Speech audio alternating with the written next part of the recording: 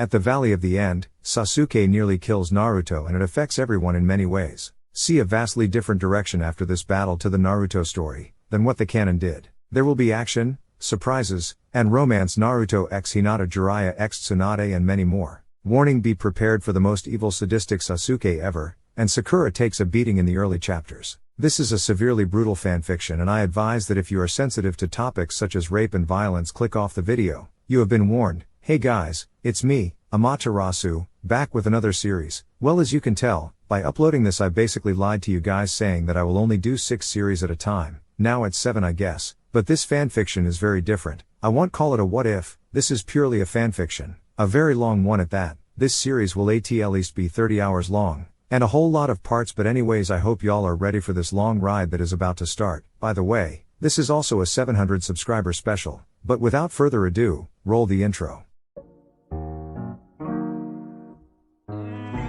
Hey Ross, sauce it up.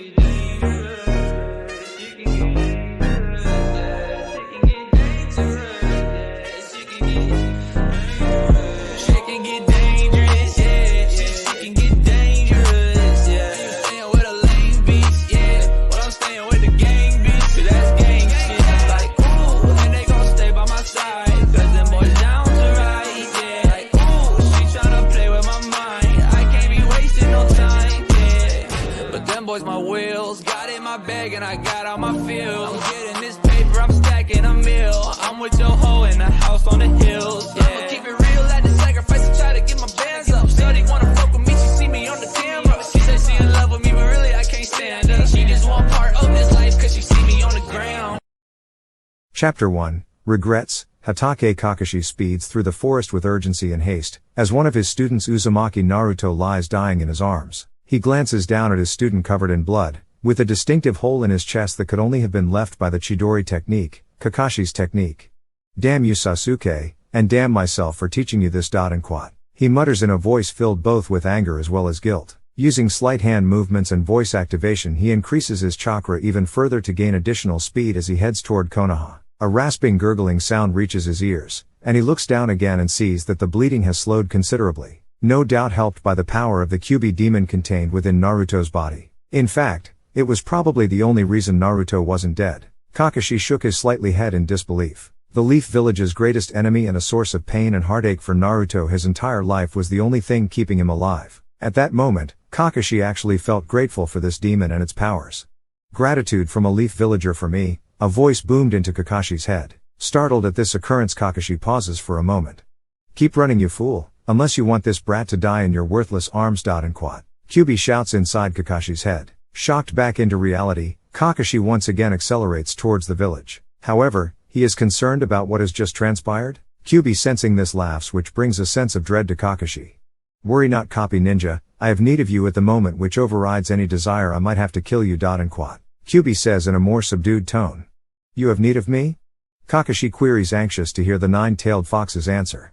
At the moment, yes. Quite simply, you are this brat's only hope of survival, and along that perhaps mine as well, even if you did have a part in this boy's current condition. Kakashi's anger quickly flares and in his mind he shouts, shut up, monster, I care a great deal about this child, I would never hurt him. Liar, Kyuubi growls. Kakashi's anger begins to boil and he begins to argue with Kyuubi in his mind, only to be interrupted by Kyuubi's thunderous voice. Quiet, you insignificant fool, be mindful of whom you address, or I'll cease my chakra flow to this child that you care so much about, and you can watch him wither and die in a matter of seconds. Kakashi, realizing this was not an idle threat, instantly began to clam down as was befitting his normal behavior and stated. I apologize, great Kyuubi, I spoke in haste without thinking. Yes you did, Kyuubi growled. Kakashi, wishing to change the subject, quickly asks, how are you able to communicate with me, mighty one? Cease you insincere flattery, it is insulting and infuriates my being even more towards you. I'm sorry, Kyuubi, a repentant Kakashi replies. Kyuubi, sensing Kakashi's repentance, says, I will answer your question as it does pertain to the current situation of this kid in your arms. I have always been able to sense the thoughts and feelings of those who this child considers important. However, this cursed seal that the fourth Hokage placed me under, that is all I could ever do. Only when this vessel's life force is weakened, and hence the seal is weakened, am I able to exert more of my influence, shall we say. And since this child has never been closer to death as he is at this moment, this is the first time I have actually been able to speak to someone in the world of the living.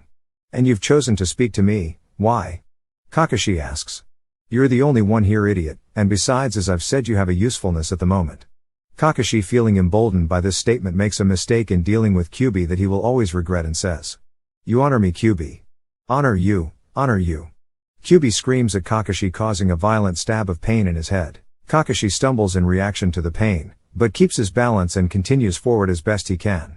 "If I had no need of you right now, I would kill you as painfully as I could. I don't honor you, you are simply here. Now, you will answer a series of questions for me, since you chose to dispute my earlier suggestion that you had a hand in this boy's current condition. You will answer all of my questions truthfully, and remember, I can sense in you any lie you may wish to convey. If that happens, I'll cease my chakra and this boy will die."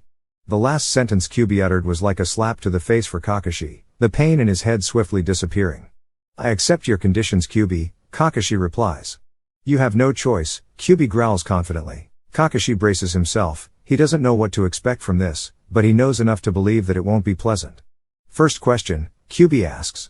"This boy's injury was caused by the Chidori technique, your technique, yes?"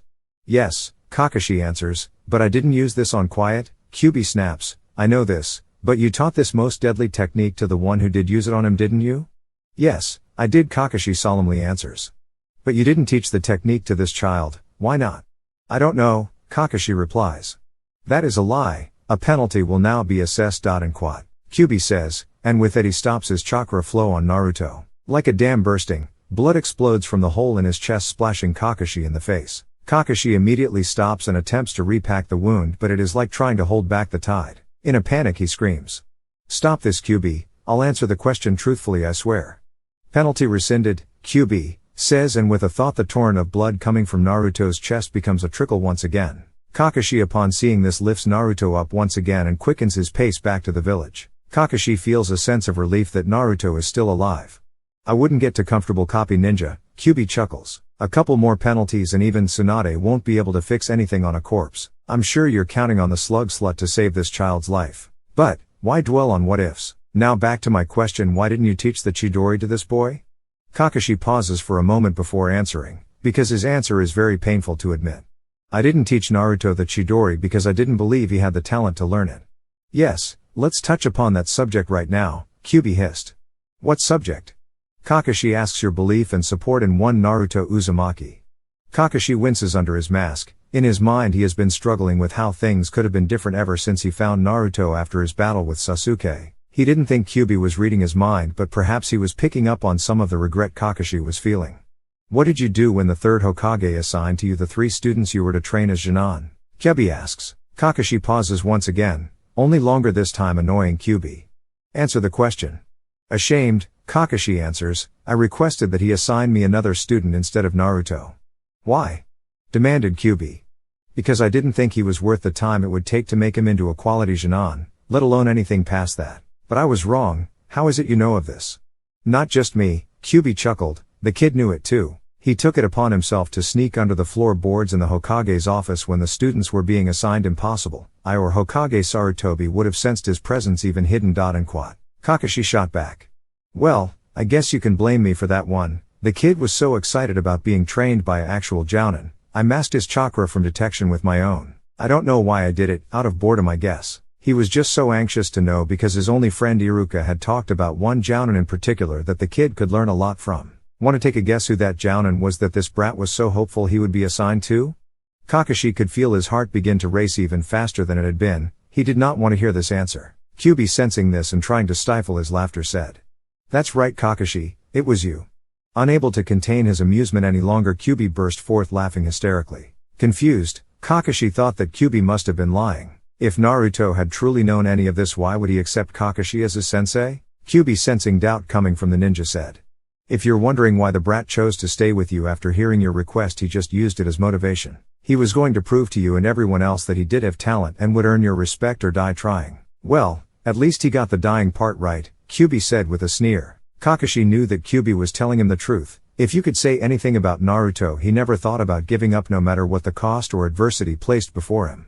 "Next question," Kyuubi growls, snapping Kakashi out of his thoughts. "You begrudgingly began to train Naruto along with the traitor and that pink-haired bitch that this kid is so fond of. By the way, be grateful she isn't here at the moment. She also is to blame for this brat's current crisis, even more than you perhaps. If she were around I would take great pleasure in granting her a very long and painful death. Kakashi did not like hearing a threat against another of his students makes another mistake with Kyuubi. Is there a question or do you enjoy threatening an innocent kunoichi? Another shot of intense pain followed that statement with Kyuubi's voice echoing in his head. Do not test my patience, ninja fool, and as for the slut, innocent she isn't in this affair. For the third and he hoped last time, Kakashi found himself apologizing to Kyuubi in as humble a tone as he could muster. Kyuubi, satisfied with the copy ninja's contrition asks. When you were training these three whelps, did you share your time equally with all of them? Kakashi simply stated, no. You trained the other two more fervently than you did Naruto, especially the one who may have killed this brat, yes?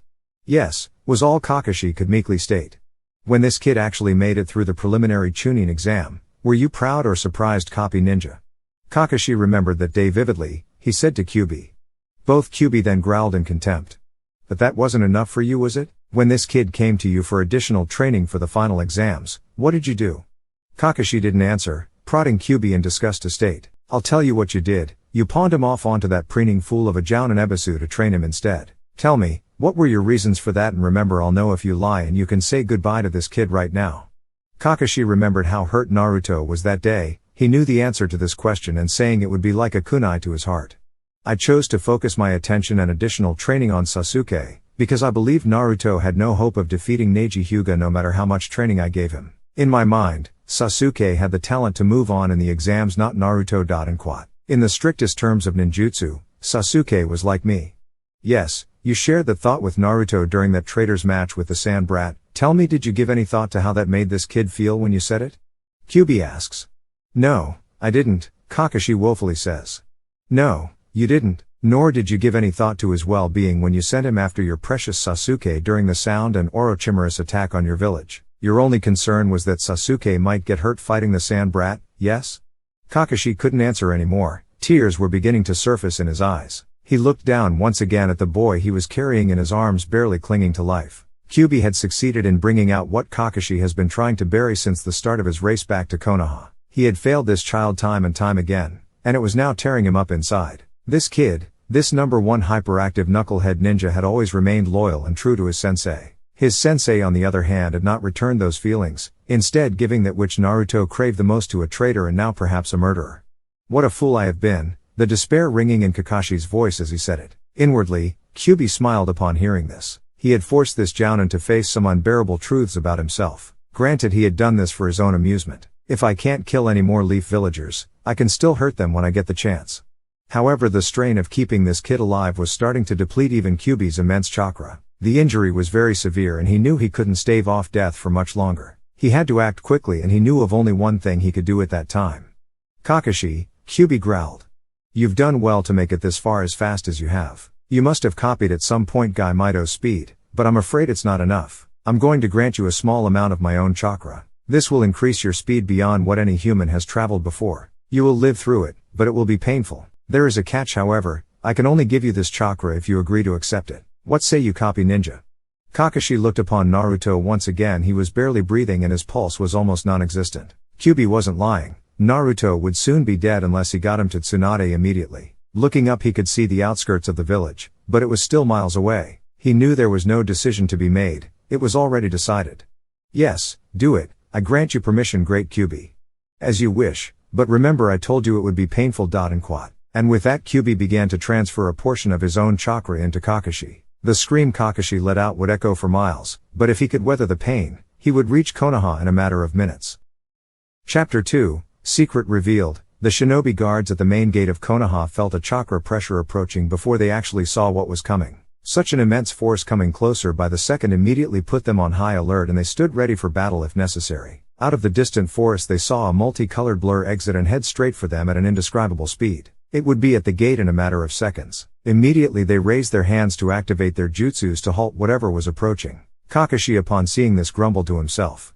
I have no time for this, as he withdrew several kunai and launched them at the guards. Before the guards could complete their hand signs for jutsu activation, they suddenly found their hands pierced by kunais pinning them to the Konoha walls supporting the gate. A scant few seconds later, Kakashi crashed through the heavily fortified gate as if it were paper. Still running at amazing speed, Kakashi sped down the main street, the power he was generating causing carts and people to tumble over from the tailwind that followed him. Further up the street, Yamanaka Ino was dragging along a very nervous Hyuga Hinata, another of the rookie 9, to the local clothing store. She had surmised along with several others Hinata's long-standing crush on Naruto, and convinced her some new clothes might get Naruto's attention when he got back from his latest mission. She and Hinata both heard a strange commotion coming down the street towards them. They both moved to the side and suddenly Kakashi appeared at the main intersection, pausing, as he looked left and right. Ino and Hinata saw he was carrying something in his arms, something orange and red with blonde hair. As Kakashi turned to head towards the Konoha hospital, they caught a brief glimpse of the blood-stained face and body Kakashi was holding. A second later Kakashi had sped off again, leaving the two kunoichi in a state of astonishment. Was that Naruto? A bewildered Ino asks. Hinata couldn't answer. Her throat had suddenly become very dry and tears were beginning to well up in her eyes. Naruto-kun was all she could think before her legs gave out from under her and she fell to the ground. Upon seeing her friend's reaction to what they had just seen, Ino knew the answer to her question. Reaching down to help her friend back to her feet, Ino looked up to see where the blur of Kakashi was heading. She knew immediately where he was going and said, "Come on Hinata, we have to get to the hospital right now." At the hospital, Tsunade, the legendary medic Sannin and 5th Hokage, exits a room where she has been overseeing the operation to save Neji Hyuga's life after his battle with the Sound Ninja Kitamaru from the Sasuke mission. Before that, it was a touch-and-go situation with Kuji and his injuries from the battle with the Sound Ninja Jirubu. Kuji had given everything he had in the fight, including digesting an Akimichi red food pill that gave him incredible chakra strength, but with a price, quite possibly his life. Tsunade had managed to save both Neji and Kuji, but was exhausted from the ordeal. She begins to let Shikamaru and Kiba, both with minor injuries from the mission, the status of their comrades and that they should go home and rest. Shizune, the elite medic nin and right hand of Tsunade, was about to suggest that the 5th Hokage also get some rest when Kakashi burst through the doors with Naruto in his arms. A look of shock and horror appears on everyone's face when they see the condition Naruto is in. Tsunade screams, "What happened to my Naruto-kun? Never mind, give him to me and get the ICU ready right now."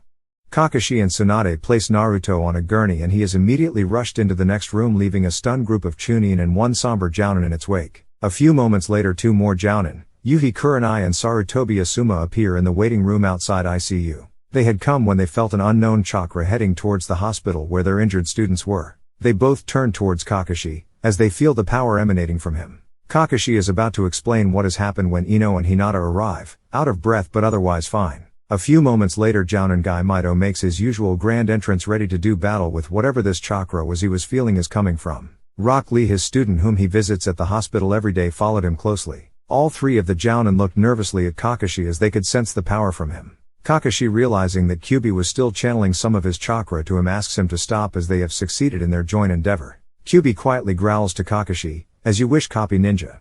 Kakashi immediately collapses to the floor, his legs on fire in pain, unable to support him. Kurenai, Guy, and Asuma immediately rush to him to lift him into a chair. Kakashi weakly thanks them as he is also having difficulty catching his breath at the moment. In the meantime, Tenten and Shino Aburame arrive after hearing that their teammates had been injured on the Sasuke retrieval mission. The overriding question on everyone's mind was what was going on?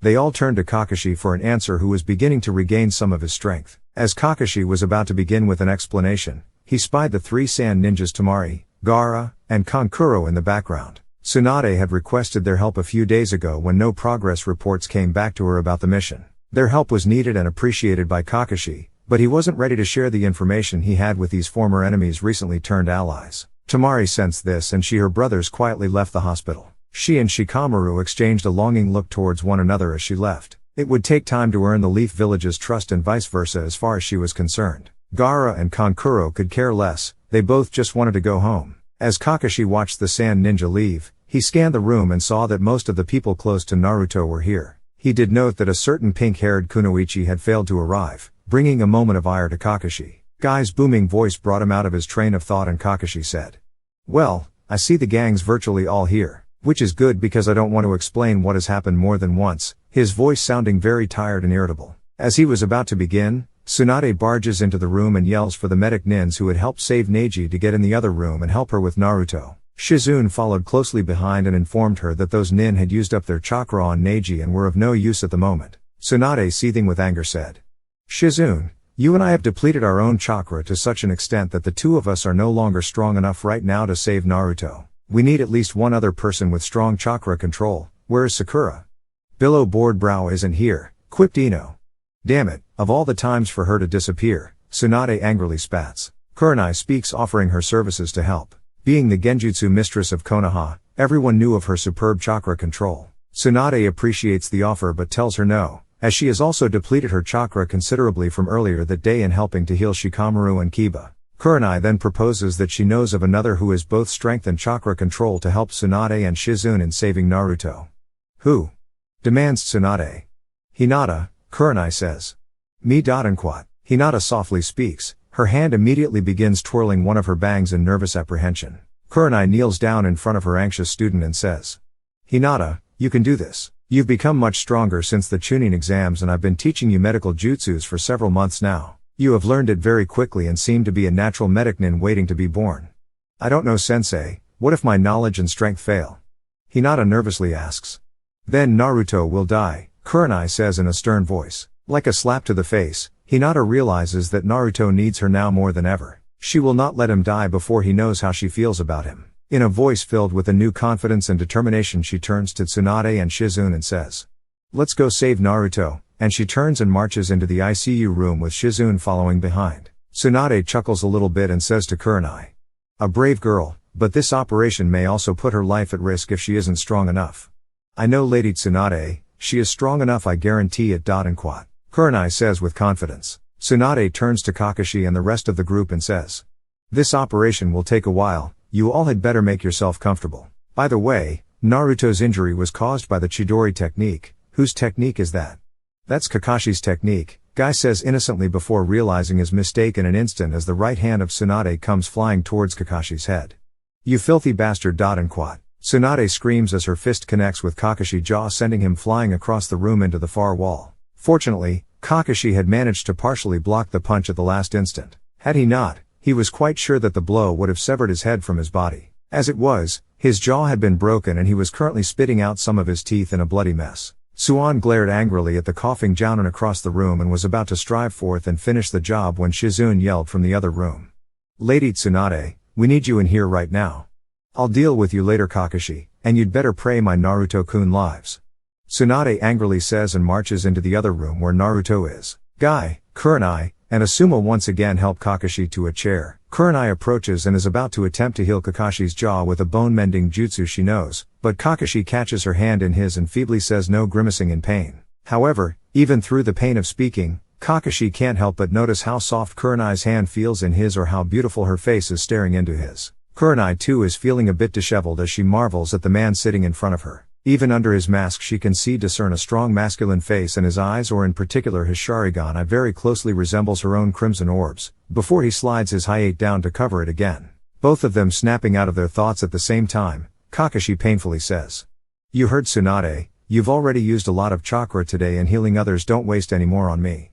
Shut up, Kakashi, Kurenai playfully scolds him.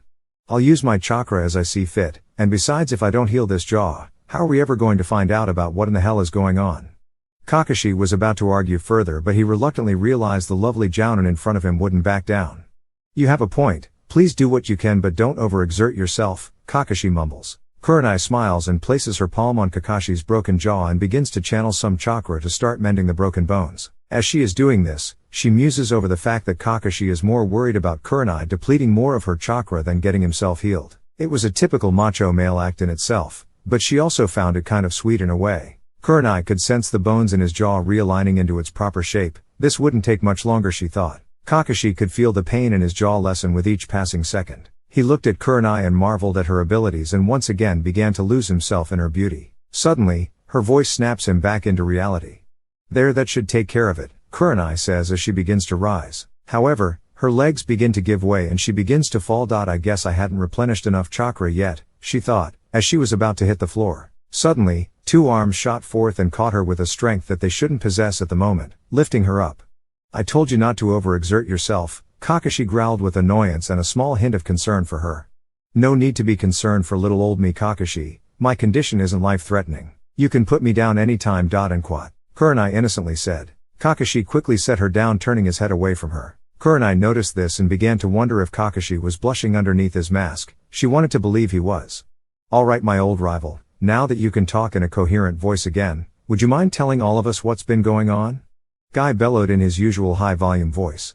Yes, of course, everyone gather round. I'm only going to tell this once and no questions while I'm talking. I'll answer any questions afterwards if I can. And quote. Kakashi solemnly says. Meanwhile, across town while Kakashi begins his tale, Sakura is in her room trying on different dresses, trying to decide which one Sasuke would like best. She had heard that Shikamaru and the others had returned from their mission to bring Sasuke back. She wanted to look her absolute best for Sasuke, since she was sure that Ino Pig was probably fawning all over him already. She had felt a strong chakra pressure earlier towards the hospital, and she was sure that had to be her beloved Sasuke. She finally decided upon a black flower-printed kimono dress, and combed her long pink hair out past her shoulders. She had spent months regrowing her hair since the Chunin exams and her battle with the Sound Ninja. She had heard once that Sasuke liked girls with long hair. She took a quick look at the clock and yelped.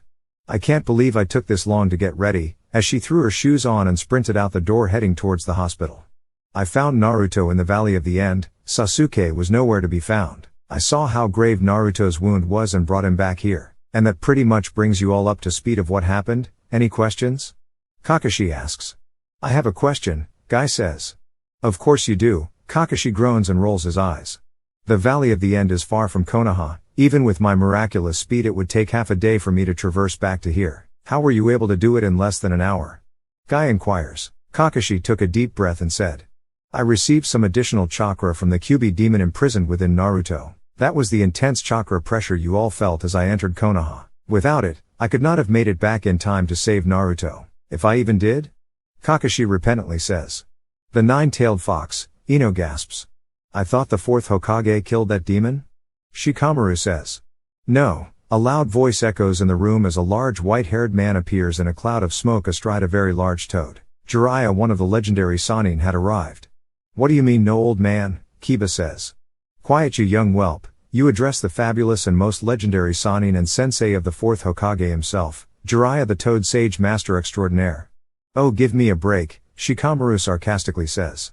Shut up, Shikamaru. And quote. Asuma angrily says, glaring at a student. One look into his sensei's eyes made Shikamaru realize that this old man was exactly who he said he was. He immediately decided his best course of action was to keep quiet and listen for the time being. Ino, on the other hand, wasn't as smart and immediately shot her mouth off. Whatever, back to the original question, what do you mean the nine-tailed fox wasn't killed by fourth Hokage Yondaime?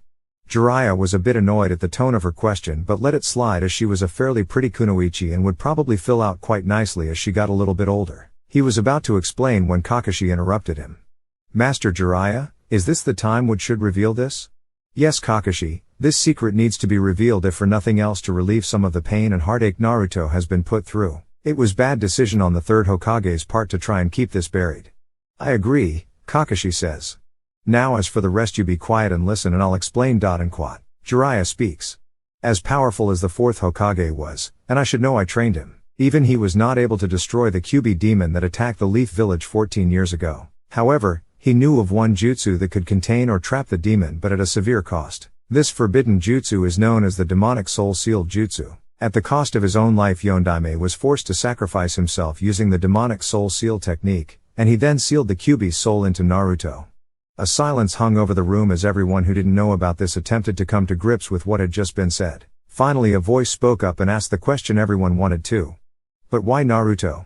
Rock Lee asked. Jiraiya walked over to Rock Lee and put his hand on his shoulder and said.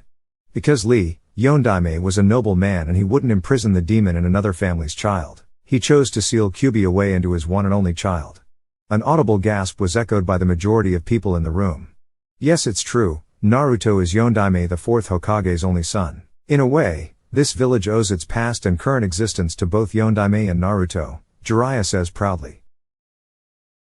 Chapter 3, Sakura's Fall from Grace. As Jiraiya left the waiting room to help Tsunade with Naruto's operation, he left behind a very stunned group of people. They were all silent as each one attempted to come to terms with what the Toad Sage had just told them. The Jounin present had known what the true demise of the Kyuubi demon had been, but not of Naruto's true heritage, all save one Kakashi. He had suspected being a student of the fourth Hokage, which made him wonder even more why he didn't foster a better relationship with Naruto. Silently, he cursed himself again for his failings and vowed to rectify his mistakes with Naruto if given another chance. The Chunin in the room had never known about the imprisonment of the nine-tailed fox into their friend. They had always been told that the fourth Hokage had sacrificed his own life to destroy Kyuubi. Even more shocking to them was to learn that Naruto was a direct descendant of the Leaf Village's greatest hero. They had been told their whole life by their parents to avoid and stay away from Naruto, but never given a valid reason as to why. But, honoring one's parents is a long-standing shinobi tradition and they followed their parents' wishes. Now many of them were regretting this action and how they themselves had treated Naruto in the past. Finally, Rock Lee broke the silence and asked his sensei.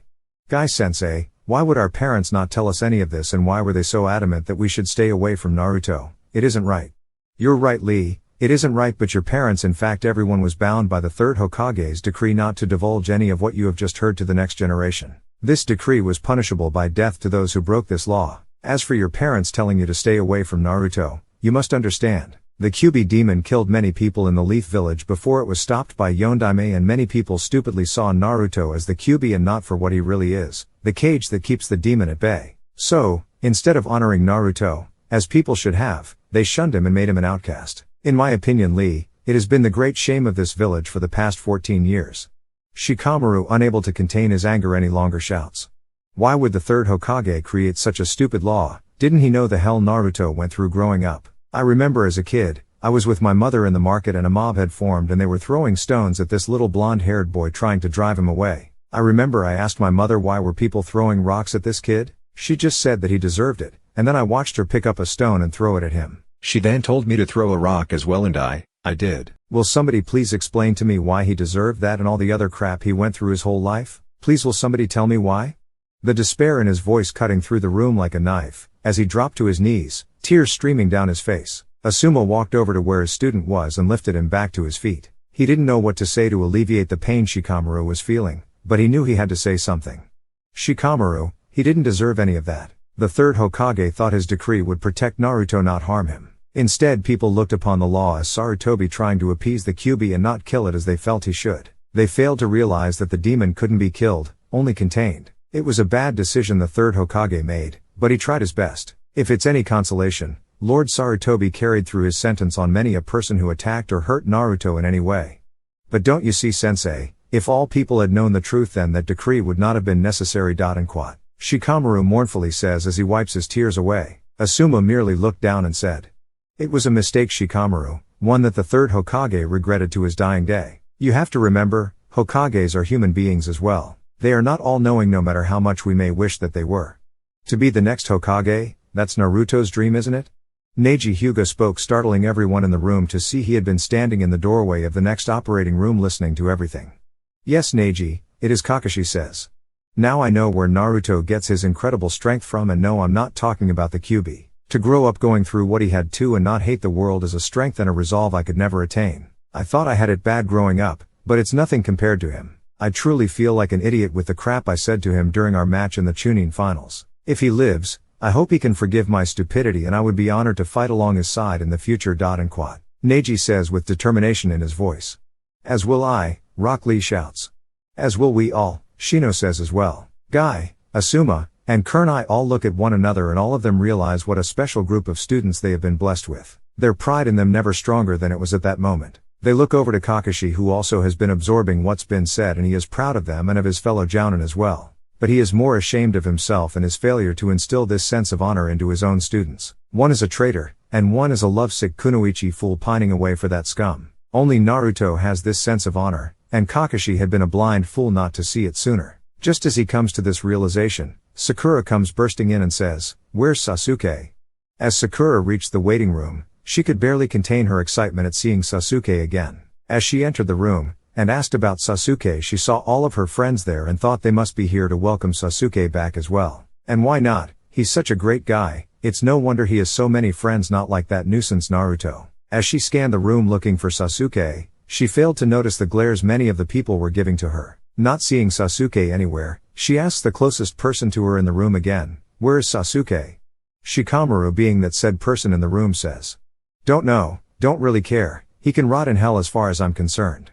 This immediately brought Sakura's famous temper to a boil. Nobody talks about Sasuke-kun like that with her around, and she shouts at Shikamaru. "You take that back, you lazy good-for-nothing jerk. Hey Ino, are you just going to sit there and let your doby of a teammate talk about Sasuke-kun like that?" Ino lifted her head and looked directly at Sakura and said, "Sit down and shut up, Sakura. No one here is in any mood to listen to your bullshit right now." It was then that Sakura looked around the room and noticed the glares being sent her way by everyone in the room. Confused as to what was going on, she turned to Kakashi-sensei, who was also leveling a cold stare her direction, and stammers. What's going on? Just then, a medic nin pushing a gurney with Hinata on it came through the doorway of the operating room. Shizune pushing another gurney with Tsunade on it followed this. Hinata, Kurenai shouts as she rushes over to check on her student's condition. Don't worry about Hinata, she's fine. She gave everything she had during the operation and she's completely spent right now, but she will recover. You were right, Kurenai, she has incredible chakra strength and control for one so young. Tsunade says in a weak voice. I'm sorry, we've got to get these two to the recovery room right now. The operation was more dire than we expected. Shizune states, and they immediately wheel the two away. Operation, is Sasuke-kun okay? Sakura asks in a panicked voice. The doors swing open once more with Jiraiya pushing a gurney containing Naruto. He looks around and chuckles. Hey kid, there's some people here who want to say hi to you. Don't pass out just yet. Naruto with great effort lifts his head and says, hey guys, what's up? Everyone in the room, except Kakashi and Sakura, make their way over to the gurney to check on Naruto. Kakashi not moving out of a sense of guilt, Sakura not moving because no one has told her anything about Sasuke yet. Hey knucklehead, you look pretty damn comfortable there. How long are you going laid up and missing all that fun shinobi training? Shikamaru says in a laughing sarcastic way. I don't know Shikamaru, they say at least 3 weeks, but I hope it's sooner than that. I'll go crazy not being able to train that long, Naruto in a weakened voice says. Oh man Naruto, Shikamaru says, slapping his hand to his forehead. 3 weeks of bed rest with no training, man, I have fantasies about such things, and here you are complaining about it, as the entire group laughs. Yes Naruto, get well quickly. Lady Tsunade thinks she might be able to mend my arm and leg, and when she does, I want to spar with you as soon as possible to test my skills against some of your new jutsu ''s. Lee interjects. As do I Naruto, you are a worthy opponent. Neji says as he extends his hand to Naruto. A somewhat surprised Naruto takes Neji's hand and shakes it, though it took all the strength he could muster to do it, and says. Sure thing Neji, no problem, and you too Lee. Excellent, Lee exclaims. Hey pervy sage, where's Kakashi-sensei?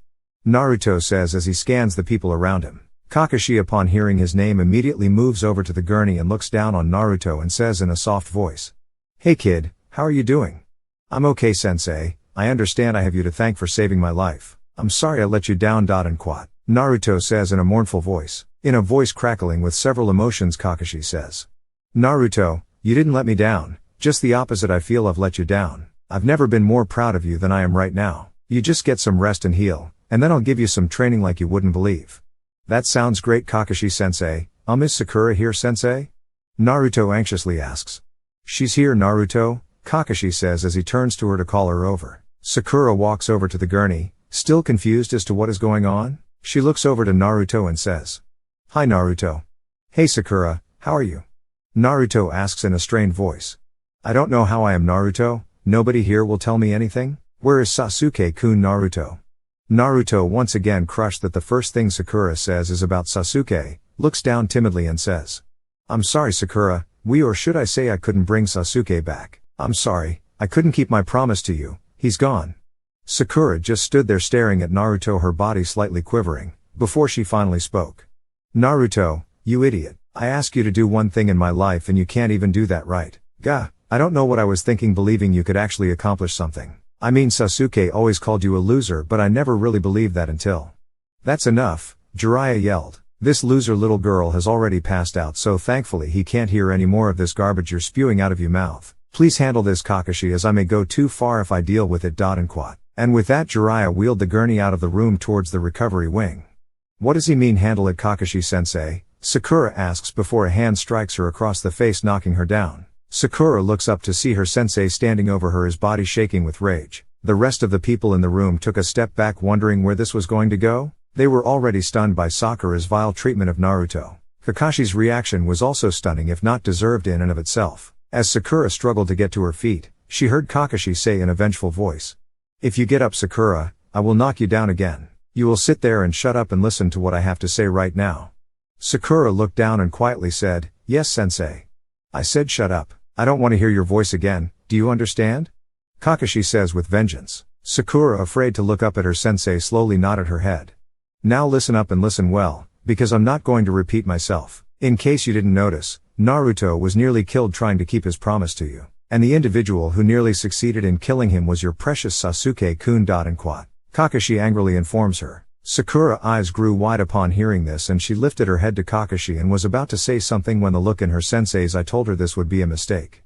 Furthermore, Sasuke and his new friends also nearly killed Neji and Kuji as well as severely injuring Shikamaru and Kiba. Sasuke has chosen to betray everything and everyone in the Leaf Village in his insatiable quest for power. So the sooner you realize this in that bubblehead you call a brain, the sooner people will quit looking upon you as a lovesick idiot to this village's greatest traitor since Orochimaru, whom by the way Sasuke has now allied himself with. It's time for you to grow up, Sakura. Perhaps there is still hope for you to become a decent respectable shinobi, I don't know? But after witnessing what you said to Naruto, who has done everything he can to be your friend, to no avail I might add, I can't stand to look at you anymore. You are now nothing more to me than a reminder of what a failure I have been as a sensei not only to Naruto, but also to you and Sasuke as well, judging by both of your recent actions. As my last official act as sensei of team number 7, I hereby dissolve this team and resign as its sensei effective immediately. Kakashi announces as he turns to leave the room. Sakura and everyone else in the room are shaken beyond words at Kakashi's final statement. As Kakashi begins to walk away he stops and says,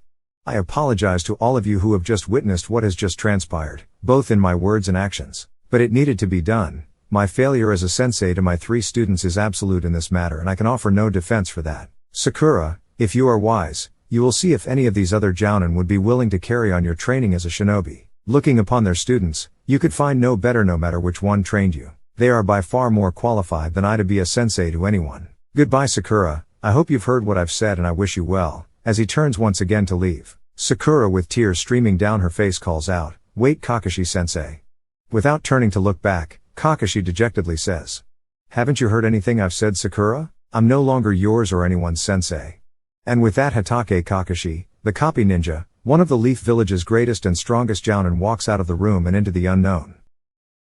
Chapter 4, Kakashi, the drunk copy ninja. It has been several hours since Kakashi dissolved team number 7 and left the hospital. Upon leaving he realized that he had absolutely no idea what he was going to do next. He hadn't really thought things out when he decided to end his days as a sensei to his 3 students. It was a spur-of-the-moment action precipitated by what he had witnessed and heard watching the other people who were with him at the hospital. Under normal circumstances Kakashi would usually consult with the Hokage for counsel, but rubbing his recently mended jaw, he knew right now a conversation with Lady Tsunade was impossible until she cooled down.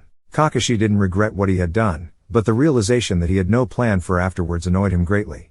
Another brilliant move on my part, Kakashi grumbled as he walked down the street, oblivious to everyone except his own thoughts. After walking the streets of Konoha seemingly forever, Kakashi found himself in the seedier part of the village standing outside of a very shady and ominous sake bar. Well, I could use a drink or several at the moment, and for the mood I'm in, this place is perfect to handle that chore.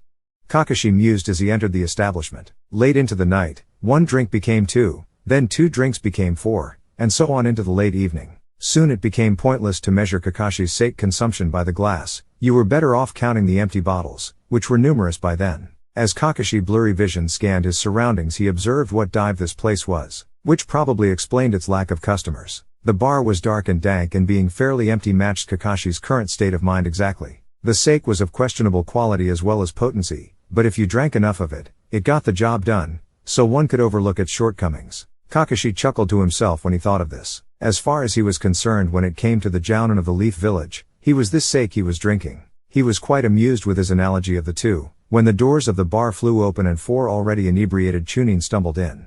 Kakashi didn't recognize any of them, which didn't surprise him. One quick look at these 4 and even a novice would recognize their utter lack of talent for being quality shinobi. He surmised that they were probably some of the weaker jounin the Leaf Village had quickly promoted after the Kyuubi demon had decimated so many of the chunin and jounin 14 years ago. The 3rd Hokage had needed to replenish the village's ranks quickly before a rival nation might attack in their weakened state. So, at that time the restrictions for attending and graduating the Shinobi Academy had temporarily been reduced until they had recovered their strength and numbers. Another decision he thought the 3rd Hokage probably regretted, but Sarutobi had little choice at the time. The door swung open once more and the obvious leader of this motley group of chunin swaggered in. However, Kakashi did recognize this one and he hoped he would go unnoticed by him. Not out of fear, but Kakashi wanted to avoid any potential confrontation.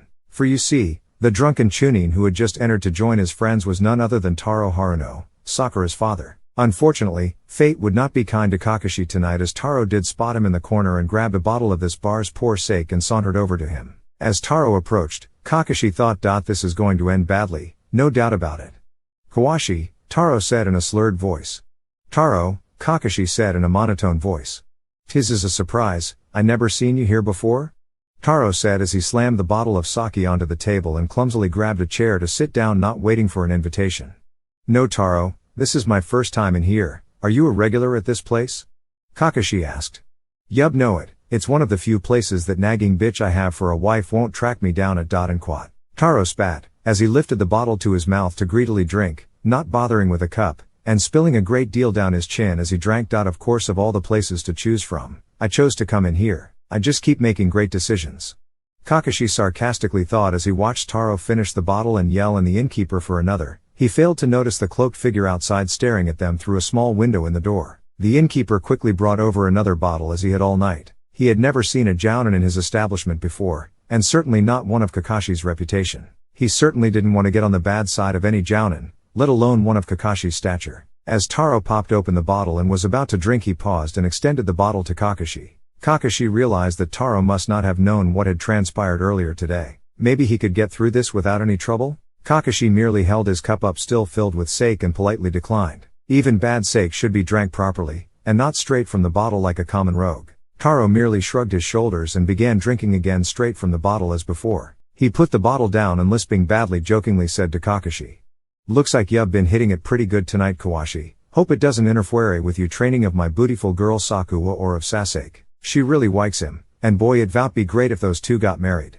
I vout love to get my clan connected with theirs. Anything you can do to help out with dat, I vout appreciate, Kawashi. I mean Sakura and Sasuke, such G-wood kids, not like that little monster on their team." That was the wrong thing to say to Kakashi. In a stern voice now filling with a rising anger, Kakashi asked Taro.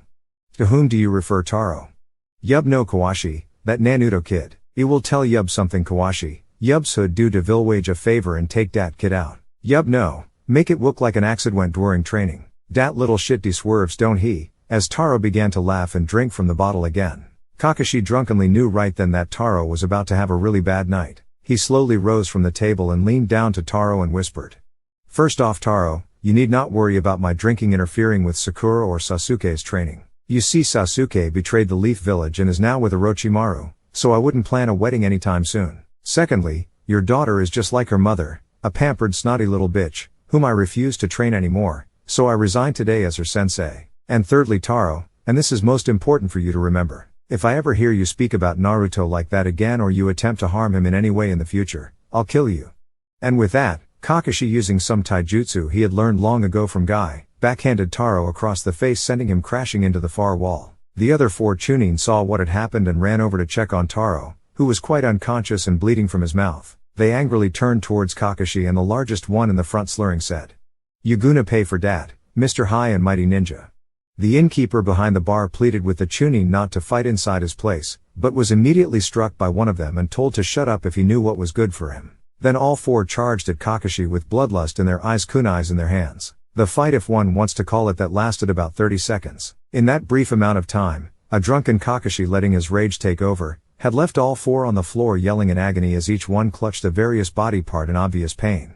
Kakashi hadn't even bothered to use his Sharingan eye, as these opponents were beneath him in every way. Simply using the speed and taijutsu he had learned from Guy, he crippled each one in a different way, ensuring that they would never again be Chunin shinobi for the Leaf Village. A sober Kakashi would have taken half that time to complete the fight and left them reasonably intact. However, these 4 fools had chosen to fight a drunk Kakashi. And with Kakashi in this state, the quality of mercy had left his being the moment Taro said what he did about Naruto. Kakashi then quietly walked over to the bar where the innkeeper was shaking in fear as he approached. When Kakashi got there, he pulled out his wallet and said, "I'm sorry about the damages, good keeper, this should cover it, and if it doesn't, I'm sure my friends over there will make up the difference." And quat. Kakashi then turned and stumbled out of the bar and into the cool Konoha night. However, because of Kakashi's inebriated state, he failed to sense a figure hiding in the shadows outside the bar, waiting for him to exit. He did notice that something was amiss when he felt a sharp pain in his neck, and he reached up to pull out a dart. He stared at the dart for a moment until he was overwhelmed by a sense of grogginess and fell to his knees, no longer having the strength to support his weight. He looked up to see the figure step out of the shadows and walk towards him.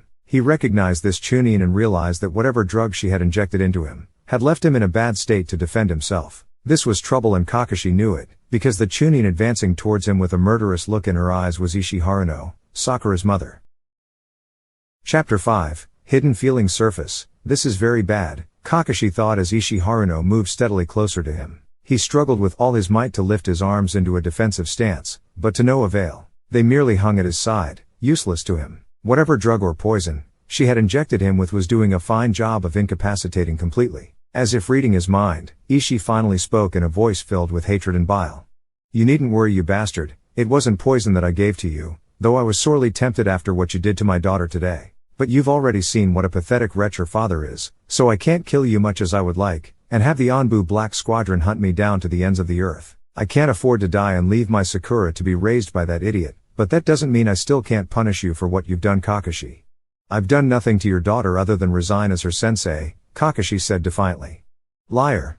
Ishi screamed as she stuck Kakashi across the face with the blunt end of a kunai she was holding, tearing his mask and causing a cut and some blood to form in Kakashi's mouth. Flashback: earlier that day Sakura was an emotional wreck as she watched her former sensei walk out the hospital doors. She didn't know what to do or think. Her Sasuke-kun, a traitor, Naruto almost killed by him. And now her sensei, so disgusted with her he quit as her teacher. Sakura looked up with tears in her eyes searching for answers from her friends in the room. In return all she received were icy visions of anger or pity directed her way. Slowly, the people in the room began to leave through various exits. As Ino walked by, Sakura called out to her. Ino paused, and then turned around to glare at her and sarcastically said, "Go home, Sakura, you're of no use to anyone right now. Oh yeah, by the way Sakura, you win. Sasuke is all yours now. I wouldn't go out with that murderous scum if you paid me. But looking at you now, I can see you two are the perfect couple." Ino then turned back and left the room with Sakura crying still on the floor. Slowly, Sakura picked herself up off the floor and looked around the empty room. She realized that Ino was right in a sense. Nobody wanted her around and she was of no use at the moment. All she could do was go home, and she did as fast as she could with tears streaming down her face the entire way. Upon reaching her house, she collapsed in a heap, the weight of the day's events crushing her spirit. When Ishi Haruno returned later that day, she found her daughter in a dark corner of their home quietly weeping. After much effort to find out what had happened to her precious little princess to bring her to such a state, eventually, Sakura broke down and told her mother what had transpired earlier that day. Return to present. How does it feel, you son of a bitch? Ishi sneered, looking down upon Kakashi and seeing the blood begin to trickle from his mouth. Well, it's not nearly as painful as having to listen to that screeching voice of yours, you bitch, Kakashi calmly stated as he looked up and spit some blood into Ishi's face. Ishi stepped back aghast at what just happened. She furiously wiped the blood from her face and then kicked Kakashi in his ribs in retaliation. She was about to strike him again when she heard a noise up the street that startled her. She realized that she couldn't continue to beat on Kakashi out in the open without some onlooker witnessing it. Fortunately, she had just the plan to hide what was going on from everybody. Stepping back from Kakashi, she began a series of hand movements to activate a genjutsu, as was her specialty. Before completing the activation, she viciously cursed at Kakashi. "I think we need a little more privacy, you piece of shit. This genjutsu will use up all of my chakra, but I'm not done with you yet. I'll make you pay for slapping my baby and dismissing her team as her teacher." Why, Kakashi? All for that demon brat Naruto, who should have been put down the day he was born. He's nothing compared to my angel. Before I'm through, you Kakashi, I'll make you wish you were dead.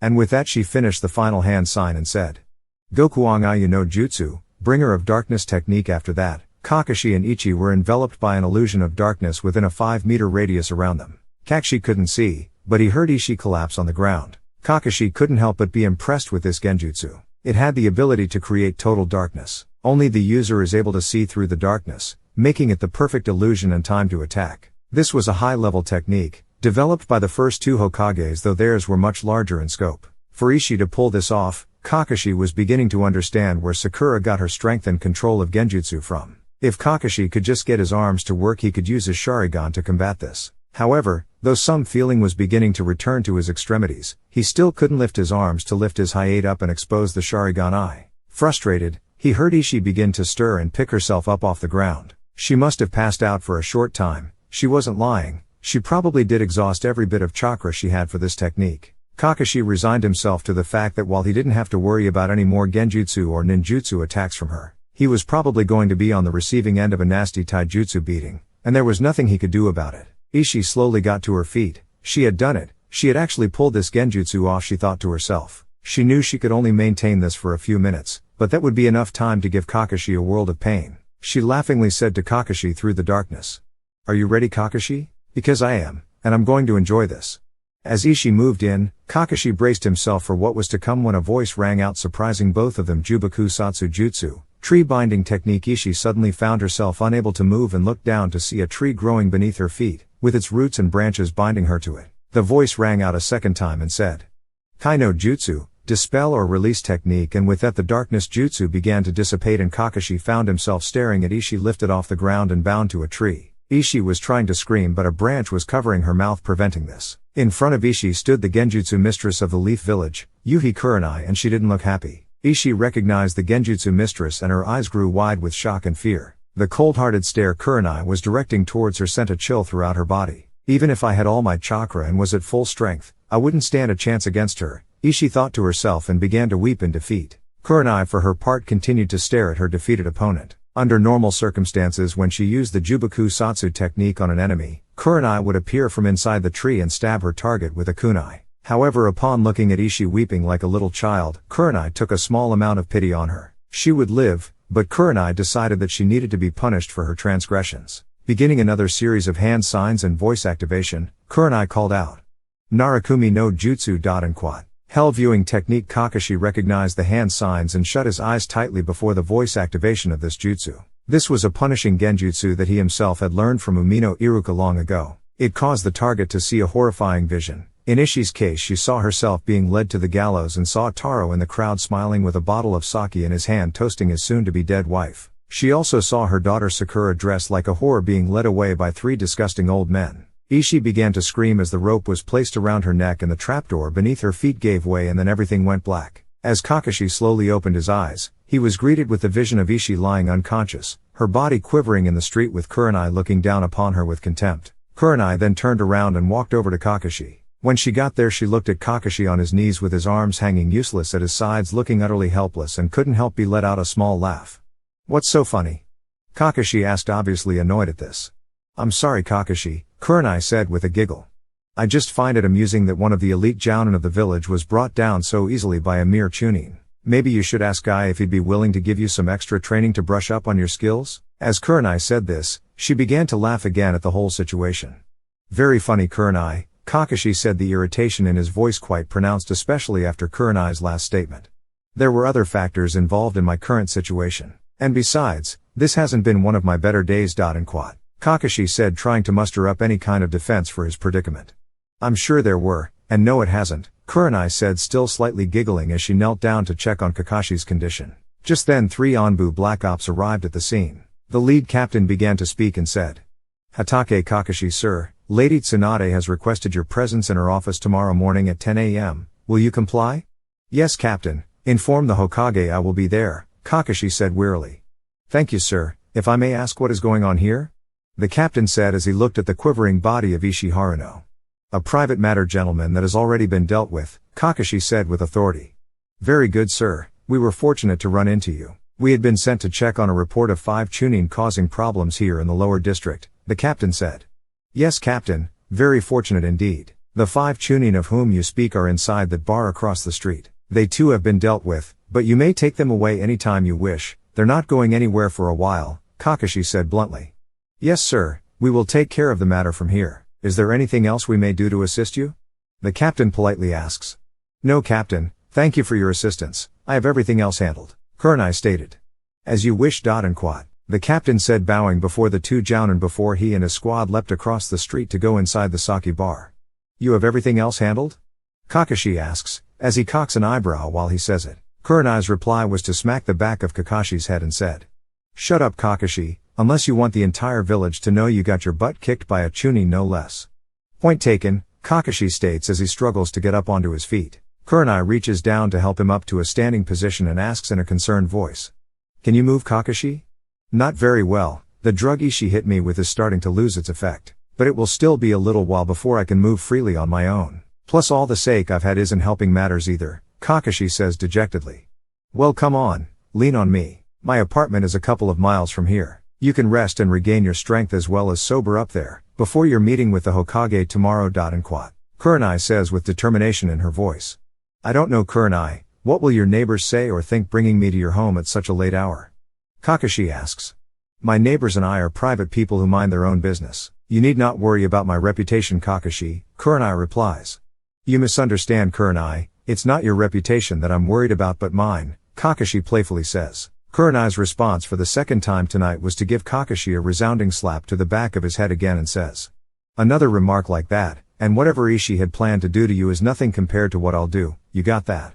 Yes ma'am, Kakashi says as contritely as he can, as they begin to slowly walk to Kurenai's place. A little less than an hour later, Kurenai arrived at her apartment with Kakashi in tow leaning on her for support. As she opened the door and brought Kakashi in, he surveyed the decor of Kurenai's home. Kurenai was a very private person and Kakashi realized that he was probably one of the few people in the entire village to ever see the inside of her apartment. Kakashi was pleasantly surprised by what he saw. It was simple yet elegant and it blended together to create a very peaceful atmosphere. The living room to the right consisted of a simple futon with two ornately carved wooden trunks on the sides, which functioned capably as tables as well as storage pieces. A floral decorated oriental rug with gold accents covered the majority of the floor. In one corner of the room was a simple side table with a mosaic serving tray, upon which sat a beautiful porcelain tea set and a bottle of shochu along with some drinking glasses. In another corner was a small yet functional fireplace, with a simple but comfortable looking floor mat and pillows in front of it. A small wooden bookcase containing several books sat next to the fireplace. Kakashi took a quick look, but didn't see any books with the colorful binding indicative of his favorite read, the Icha Icha Paradise series. Too bad, Kakashi thought to himself.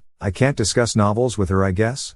The centerpiece of the entire room had to be the wood-framed glass doors with bamboo curtains pulled to the side, leading to a balcony which had a magnificent view of Konoha and especially of Hokage Mountain. To the left of the apartment was a traditional kitchen with a small clay Kamado stove above which hung some pots and pans. A single setting table and chair was next to this. The cabinets, counter, and food storage bins finished off the small area. In between the two rooms was a hallway, which Kakashi surmised, led to the bathroom and bedroom area of Kurenai's place. Kakashi was still viewing his surroundings when Kurenai's voice interrupted his thoughts.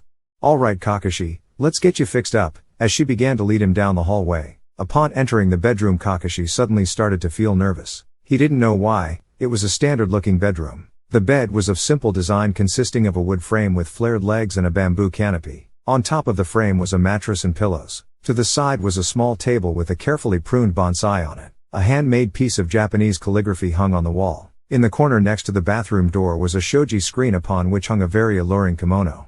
Kakashi's heart started beating a little faster when he saw this and his imagination started taking over. Kurenai's next words didn't help with relieving Kakashi's anxiety at that moment.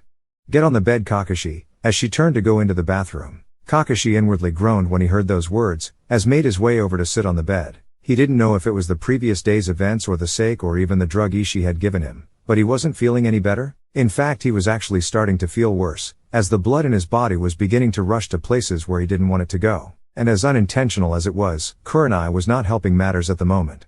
I think I'm dying, Kakashi grumbled as he was trying his best to ignore the pain and pressure building below his waist. What did you say? Kurenai asked, as she re-entered the room and sat down next to Kakashi holding a tray of bandages and medicine. I said, I think I'm dying, Kakashi nervously repeated. You're not dying, Kakashi, you're just in some pain. I'll help you with that right now. And quad. Kurenai said in a concerned voice, as she turned around to place the tray next to her. God, I think I'm going to die. Kakashi silently mused as he began to stare at the long slender legs of Kurenai leading up to one of the most voluptuous bodies and beautiful faces he's ever seen in his life. As Kurenai turned back, Kakashi quickly turned his head away hoping he hadn't been caught and quickly said. That's a very nice bonsai tree you have, as he began to silently curse at himself. Damn it, Kakashi, get a grip. She's your friend and comrade, not some floozy for you to leer and ogle at like some pervert. Kakashi was beginning to wonder if all these years of reading Icha Icha Paradise was starting to turn him into some kind of sex fiend. If he made it out of this alive, he was going to have a long talk with Jiraiya in the near future. Thank you, Kakashi, and thank you for noticing it, Kurenai said in a soft voice, smiling as she said it, looking at him. Inwardly, she had caught Kakashi and knew that he had been noticing something else, but for some reason it didn't bother her. Had it been anyone else looking at her like that, she'd have knocked them into next week, but not Kakashi. She actually felt pretty good knowing that she had this effect on him. However, as good as she felt, she was also feeling a bit nervous being this close to him. It didn't help her thought process either when she felt a rising warmth being generated between her legs. Kakashi's voice snapped her out of her thoughts. Are you alright, Kurenai? Kakashi asked, concerned about her. I'm fine, Kakashi, let's get you taken care of, Kurenai quickly said, her face turning slightly red as she began to fumble for the bandages and medicine and said. First off, Kakashi, remove your shirt so I can take a look at those ribs she kicked. Kakashi crossed his arms and began to pull the shirt over his head, revealing a very muscular chest and abdomen that nearly took Kurenai's breath away when she saw them. She quickly tried to focus her eyes on the black and blue bruise that had formed on the left side of his ribs. She quietly put some medicinal salve on her hands and said.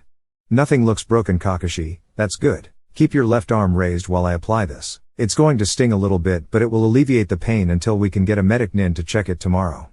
Kurenai then began to rub the salve into the bruised area. She couldn't help but marvel at the feel of her hands on his well-toned body. The warmth that had been rising earlier was now becoming very distracting, as it seemed to be coursing throughout her entire body now while she applied this medicine. Kakashi was not faring any better. The soft and supple feel of Kurenai's hands on him was driving him to the depths of either unconsciousness or the death he had predicted earlier. He was thankful that he hadn't sustained any injuries below the waist. It would have been impossible to hide what he was feeling at that moment from her. If she had known what was going on down there, he probably would have ended up in the hospital infirmary for 6 months. God, this is worse than any torture Orochimaru could put me through, Kakashi thought. Kurenai finally stopped, when she realized that her hands had been roaming in an ever-widening circle from the bruised area where she was applying the salve, and stammering said. Oh, okay, I think that's taken care of it?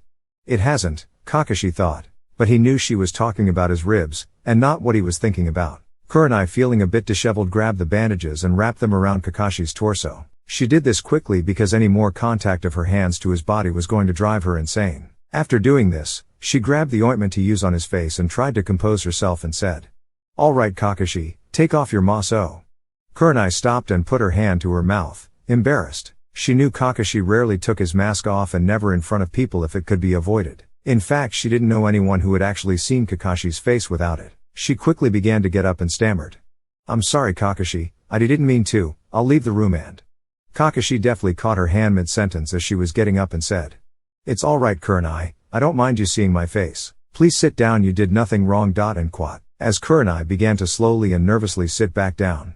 Besides, Ishii already tore it with her kunai earlier this evening. And quote, Kakashi said, trying to reassure her that everything was okay. Kakashi raised his hands and began to remove the Leaf Village forehead protector and laid it down on the table next to him. Looking down, he then began to slowly peel away the torn mask from his face and placed it on the table as well. Once removed, his head began to rise and look directly at Kurenai. When Kurenai finally saw his face, she offered no outward reaction to it. However, her brain was doing cartwheels and screaming at her. My God, this has got to be the most handsome man I have ever seen in my life. His face is gorgeous. Aside from the slight cut by his mouth and the vertical scar above and below his left eye, there isn't blemish anywhere. Even that scar doesn't detract from its beauty. If anything, it enhances it and gives character and meaning to his face. Why in the world does he hide it from everyone? Disappointed? Kakashi asks questioningly. God, no, Kakashi, you have a lovely face. Why do you hide it from the world? Kurenai says with loving sincerity, as she applies a dab of ointment to his cut. Kakashi looks down for a moment, and softly says. I have my reasons, but I am glad that you like it. Kurenai turns her head away, blushing badly to what he just said. She reaches for a vial of medicine and again tries to compose herself before turning back to him and says. Here, Kakashi, drink this. It tastes awful, but it will help counteract any remnants of the drug Ishii used. It also has a strong sedative in it to help you sleep off your sake binge. By the way, what in the world were you thinking drinking that much sake? Well, I thought it would help me figure out what I'm going to do next, since I no longer have a team to train. And quote, Kakashi said wearily, as he then drank the medicine. So, did you figure anything out? Kurenai asks. Yes, as soon as Naruto is healed, I'm going to help Master Jiraiya train him. At least that's what I want to do if Naruto will still have me? Kakashi says with concern. Of course Naruto will want you, Kakashi, you're an excellent sensei. And quote, Kurenai says while she takes hold of his hand. Kakashi, while enjoying the feeling of Kurenai's hand in his, slowly pulls it away, drops his head down and mournfully says. No, Kurenai, I'm not. The actions and results of my last team bear that fact out. Kurenai, wishing to change the subject divertingly, says. So Kakashi, do you still think you're dying? Kakashi lifts his head to look at the beautifully stunning face that asked that question and says a bit groggily, as the sedative was beginning to kick in. I hope not, I owe it to Naruto. Besides, I guess I have a few dreams left that I would like to see if I could attain before I go. Kurenai turns not facing Kakashi and begins cleaning up the medical supplies. While doing this she asks. And what dreams would those be, Kakashi? Well, I can only think of one at the moment. And quat. Kakashi says as he leans towards her. Kurenai feels the mattress shift slightly, turns her head back asking. And what dream would that be? Kurenai's eyes suddenly grow wide as she unexpectedly finds her face a mere inch or two away from his.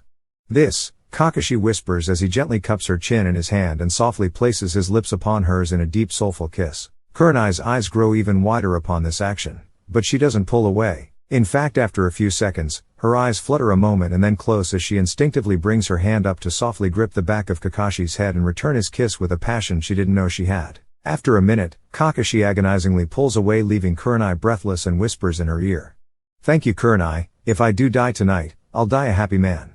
And with that said, Kakashi lies back on the bed, bringing his right forearm up to his forehead above his eyes, with a shocked Kurenai still sitting next to him, and trying to figure out what just happened and what it means. After a moment she begins to say, Kakashi, I think I low dash, until she hears a quiet snoring sound coming from the man beside her. She looks down at him somewhat irritated and thinks, I can't believe it, he fell asleep, I'll kill him. But wait, I'm the one who gave him the sedative to sleep. But I didn't know he was going to. I mean, had I known I would have. What would I have? What was I about to say to him? I mean, what am I thinking? God, this all so crazy.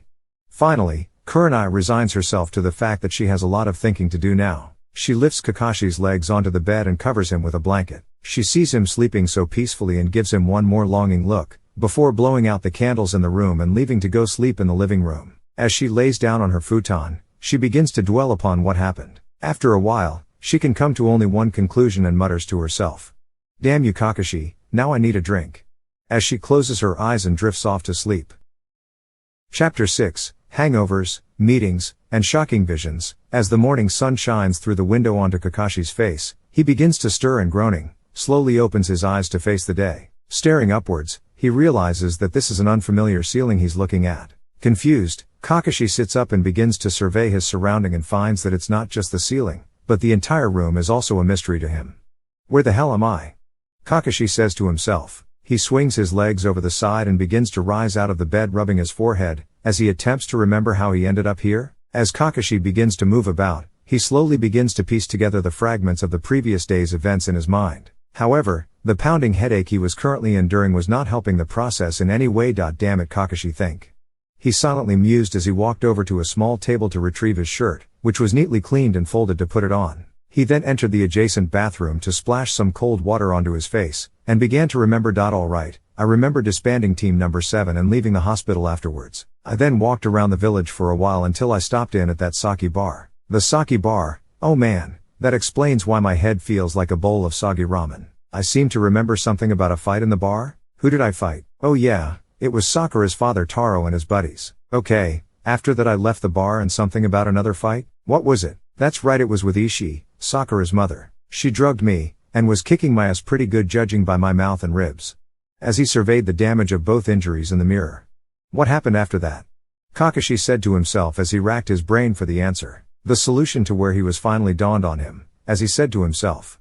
I seem to remember something about Kurenai?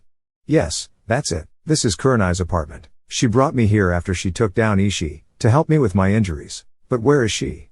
Kakashi then exited the bathroom and ventured forth into the living room and kitchen area of Kurenai's home, looking for the owner. As he looked around, he realized that he was all alone in the apartment. He spied his mask, which had been expertly mended, next to a bottle of sake with a note attached to it, sitting on a small table in the kitchen. Kakashi walked over to the table and, unfolding the note, began to read. Kakashi, I figured I'd better leave you a reminder of your meeting with Lady Tsunade in her office at 10 o'clock this morning. I've cleaned your shirt and mended your mask so that you can be halfway presentable to her. Take this bottle of sake as a gift to the Hokage. It's a very good vintage and hopefully it will help to smooth things over with her. I had an early morning training session with my team, so we'll have to talk later at some point. Good luck with your meeting and try to stay out of any more trouble if you can. Kurenai, well, that explains the shirt and mask, and damn it, I had forgotten about that meeting.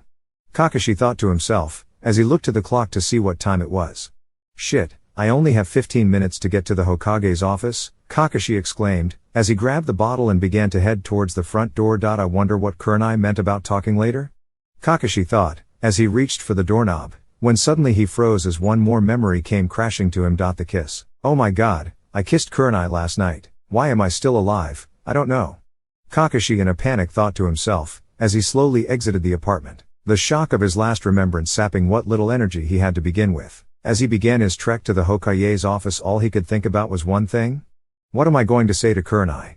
As Kakashi was heading out the door pondering his future conversation with Kurenai, a certain hyperactive knuckle-headed ninja was awakened by Konoha hospital nurse and told he had some visitors. Naruto slowly sat up in his bed, and shaking his head to drive away the remaining cobwebs, he waited to greet his yet unknown guests. He hoped it was Kakashi-sensei and maybe Sakura, although he wasn't entirely sure about the latter. He was very surprised to see Shino Aburame and Kiba with Akamaru walk in. Hinata, holding some flowers and being slowly pushed into the room by her sensei Kurenai, followed them. Masking his slight disappointment, he flashed his trademark grinning smile, and cheerfully greeted his guests with his usual phrase upon meeting his friends. "Hey guys, what's up? Hey yourself goofball, you look to be in good spirits. And quat. Kiba jovially says. "Greetings Naruto, you do look much better than the last time I saw you. And quat. Shino says in his usual calm and monotone voice. "Thanks guys, I do feel a lot better, hopefully they'll let me out of here soon, so I can get back to training," Naruto replies with glee in voice. "Yeah, we just finished up with a training session, if you want to call it that. And quat. Kiba moaned. "What do you mean Kiba?" Naruto asks curiously. "Well, me getting my butt kicked by Shino, while Hinata and Sensei watch isn't my idea of training, if you know what I mean. Man, I haven't been this sore since I fought you in the Chunin exams. And quat. Kiba complains while rubbing his shoulder. Upon hearing Hinata's name, Naruto looks past Kiba and spies Hinata still in the doorway in front of Kurenai holding flowers and says. "Hey Hinata, I can barely see you all the way over there, can you come a little closer?" A gentle push from Kurenai gets Hinata moving over towards the bed, as Kiba steps aside to allow his teammate to get by and next to Naruto. Hi Naruto, how are you feeling? Hinata stammers in a soft voice. "I'm doing fine, you know me, you can't keep me down for very long. And quat. Naruto laughingly says, until a jolt of pain coming from his chest brought on by his laugh makes him wince slightly. "Oh, Naruto, are you sure you're alright?" Hinata asks, the concern evident in her tone. "Well, I guess I still need to heal up a little bit more, but I'll be okay. And quat. Naruto says with a determined voice. "A little bit more, geez Naruto, that prick Sasuke puts a hole in your chest a day and a half ago and you say that? Man, you've got a load of guts." Kiba says, as Akamaru barks in agreement. Naruto's face becomes very stoic for a moment. He's not ready to talk about Sasuke and what happened just yet, and quickly tries to change the subject. Turning to Hinata he asks. "Are those for me Hinata?" Hinata slightly blushes and realizes she's still holding the flowers she had gotten for Naruto in her hands and quietly says. "Why, yes, Naruto, I hope you like them?" She then gently lays the bouquet upon his lap. "I do Hinata, they smell real nice, and are pretty just like you, thank you. And quat. Naruto says as he closes his eyes and sniffs the bouquet. You're welcome. And quat. Hinata says, blushing even worse than before at Naruto's compliment. The kid's a charmer even if he doesn't know it. An amused Kurenai thinks in the back of the room watching the entire scene. I wonder if Kakashi taught him that? God, what am I thinking? Kurenai, get a hold of yourself, damn it. You've had Kakashi on the brain all morning. Kurenai silently berates to herself and shakes her head, trying to drive the thoughts away. Naruto's voice brings her back to reality. "Hinata, I know this isn't much but please take this," as he takes a single flower from the bouquet and puts it in her hair, and places a friendly kiss upon her cheek, eliciting a small yelp from Hinata as he does this. "I want to thank you for helping Lady Tsunade and Shizune save my life. I understand you might have gotten seriously hurt doing what you did. Don't scare me like that. I'm very happy to see that you're okay. But please don't ever do something like that again, not for me. You're way more valuable to the village than I am. And quat. Naruto says with sincerity and concern ringing throughout his statement, as he leans back into the bed. "Oh my god, Hinata, you had better snatch this boy up quick, because in a couple of more years, every girl Konoha is going to be after this kid, if this is how he truly is." Kurenai silently thinks, as she looks upon her student who has gone rigid with shock. Just then, a nurse walks into the room, pushing a cart filled with bandages and medicine. She announces that it's time to redress Naruto's wounds, but if his visitors wish to, they may stay in the waiting area until completed and visit again afterwards. "That's alright, we have to be going anyway, and we'll come back again another time. And quat. Kurenai says, as she signals Kiba and Shino to exit the room, helping Hinata along as they go. "Nurse, might I have a few more minutes with the patient before you begin? There is something I need to talk to him about?" Kurenai sternly states. "Just a few minutes please, I'll go and check on some of my other patients. And quat. The nurse replies as she leaves the room. Naruto stares quizzically at Kurenai as she approaches his bed. "Naruto, I just wanted to let you know that my team made a request to me and took a vote this morning and it was unanimous. As soon as you are healed and can begin to train again, I do hereby offer you a spot on team number 8, if you so desire with my blessing. Kurenai says with vigor. Needless to say, Naruto is a bit shocked at this offer. He thinks a moment before answering and says, I'm honored Lady Kurenai, but I don't think Kakashi-sensei would be too happy with me if I left him and my teammates on team number 7 to go join another team. Thanks for the offer, but I'll just stay with team number 7, if that's okay? Kurenai looked at Naruto confusingly, before realizing that he hadn't been told yet what had happened. Saddened by the fact that she was going to be the one to tell him, she thought a moment that maybe she should say nothing. Kurenai quickly rejected this. After everything he's been through, he deserved to know. Naruto, I'm sorry to be the one to tell you this, but there is no more team number 7. Kurenai informs him as best she could. What do you mean? Naruto bolts up and asks in a panic-stricken voice. Naruto, with Sasuke's defection, Sakura's attitude, and your injuries, Kakashi felt it was in everyone's best interest to disband team number 7 and he resigned as sensei yesterday. Kurenai replies in a solemn voice, as she takes his hand to give him comfort. Naruto, stunned beyond belief at this news, silently stares out the window for a minute before asking in a choked voice. Will I ever see Kakashi-sensei again? Yes Naruto, don't be sad, you will, I guarantee it. Kurenai says with confidence, as she remembers what Kakashi had told her the night before. Now lay back and get some rest, you've earned it. Kurenai says, as she lets go of his hand to brush some hair away from his eyes. Thank you Lady Kurenai, I'll try? Naruto says in a shaky voice, as she leaves the room. While Naruto was being given the news of his team's demise, Kakashi finally arrived at the Hokage's office, bottle in hand and with barely a minute to spare. Not that it mattered. As Shizune let Kakashi into the office, they both were greeted with the sound of snoring and Lady Tsunade face down upon her desk with an empty sake bottle still clutched in her hand. Not again, groaned Shizune, as she and Kakashi entered the office. As Kakashi takes a seat, he looks to Shizune and asks a simple question. Why don't you just wake her up? Shizune looks back annoyingly at Kakashi and says. Because Kakashi, the only thing more dangerous than pissing off Lady Tsunade when she is sober, is trying to wake her up when she is drunk. She tends to have a little kill the messenger complex, when she's like this. Besides, you're a big tough jounin, why don't you wake her up? Kakashi looks at the sleeping Hokage for a moment, but then remembering his last encounter with Lady Tsunade as he absently rubs his jaw, turns back to Shizune and says. No, thank you, I'm in no condition myself for a S-ranked mission right now. Besides, you're her friend and assistant, aren't you paid to handle these types of things? There isn't enough money in the village to get me to dash, Shizune began to say before she was interrupted by a puff of smoke in the office and a loud voice saying. All right you brave shinobi of the village, I guess it takes one legendary Sannin to wake up another one? Shizune, take this balloon and fill it with water and bring it back to me, Jiraiya says with a snicker in his voice. Shizune quickly followed his orders, not entirely sure what he had planned, but she knew one thing for certain. Better him than me, she giggled to herself, as she filled the balloon with water and returned to the office. As she gave the water-filled balloon to Jiraiya, he told Kakashi and Shizune to step back to the far wall. Both Kakashi and Shizune quickly complied. Jiraiya, using his chakra to suspend the balloon directly over the Hokage's head, then began to churn the water inside at an ever-increasing rate. I haven't done this since Naruto's Rasengan training, Jiraiya says to the other two shinobi, snickering even more now. Just then the balloon explodes and a torrent of water comes splashing down upon Lady Tsunade. The response was immediate as the Hokage leapt up out of her chair, her blonde hair wet and stringy as it fell in front of her face, and screamed. Shizune, I'll kill you for this. Lady Tsunade then brought her fist down upon the desk, breaking it in two upon its impact. As she pulled her hair away from her eyes to find out where her assistant was at, she saw Shizune cowering behind Kakashi in the far corner of the room, pointing to something and shaking her head from side to side. She turned to look where Shizune was pointing at and immediately began to grind her teeth at what she saw. A lazy, good-for-nothing perverted old man sitting in a chair, trying his best to stifle his laughter.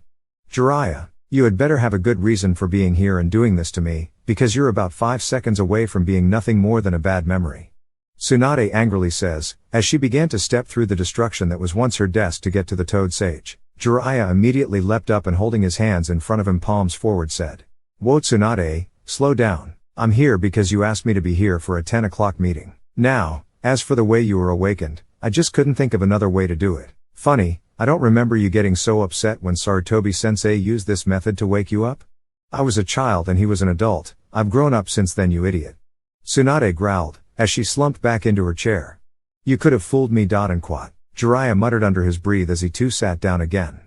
What was that? Tsunade shouted towards Jiraiya, her anger beginning to boil again.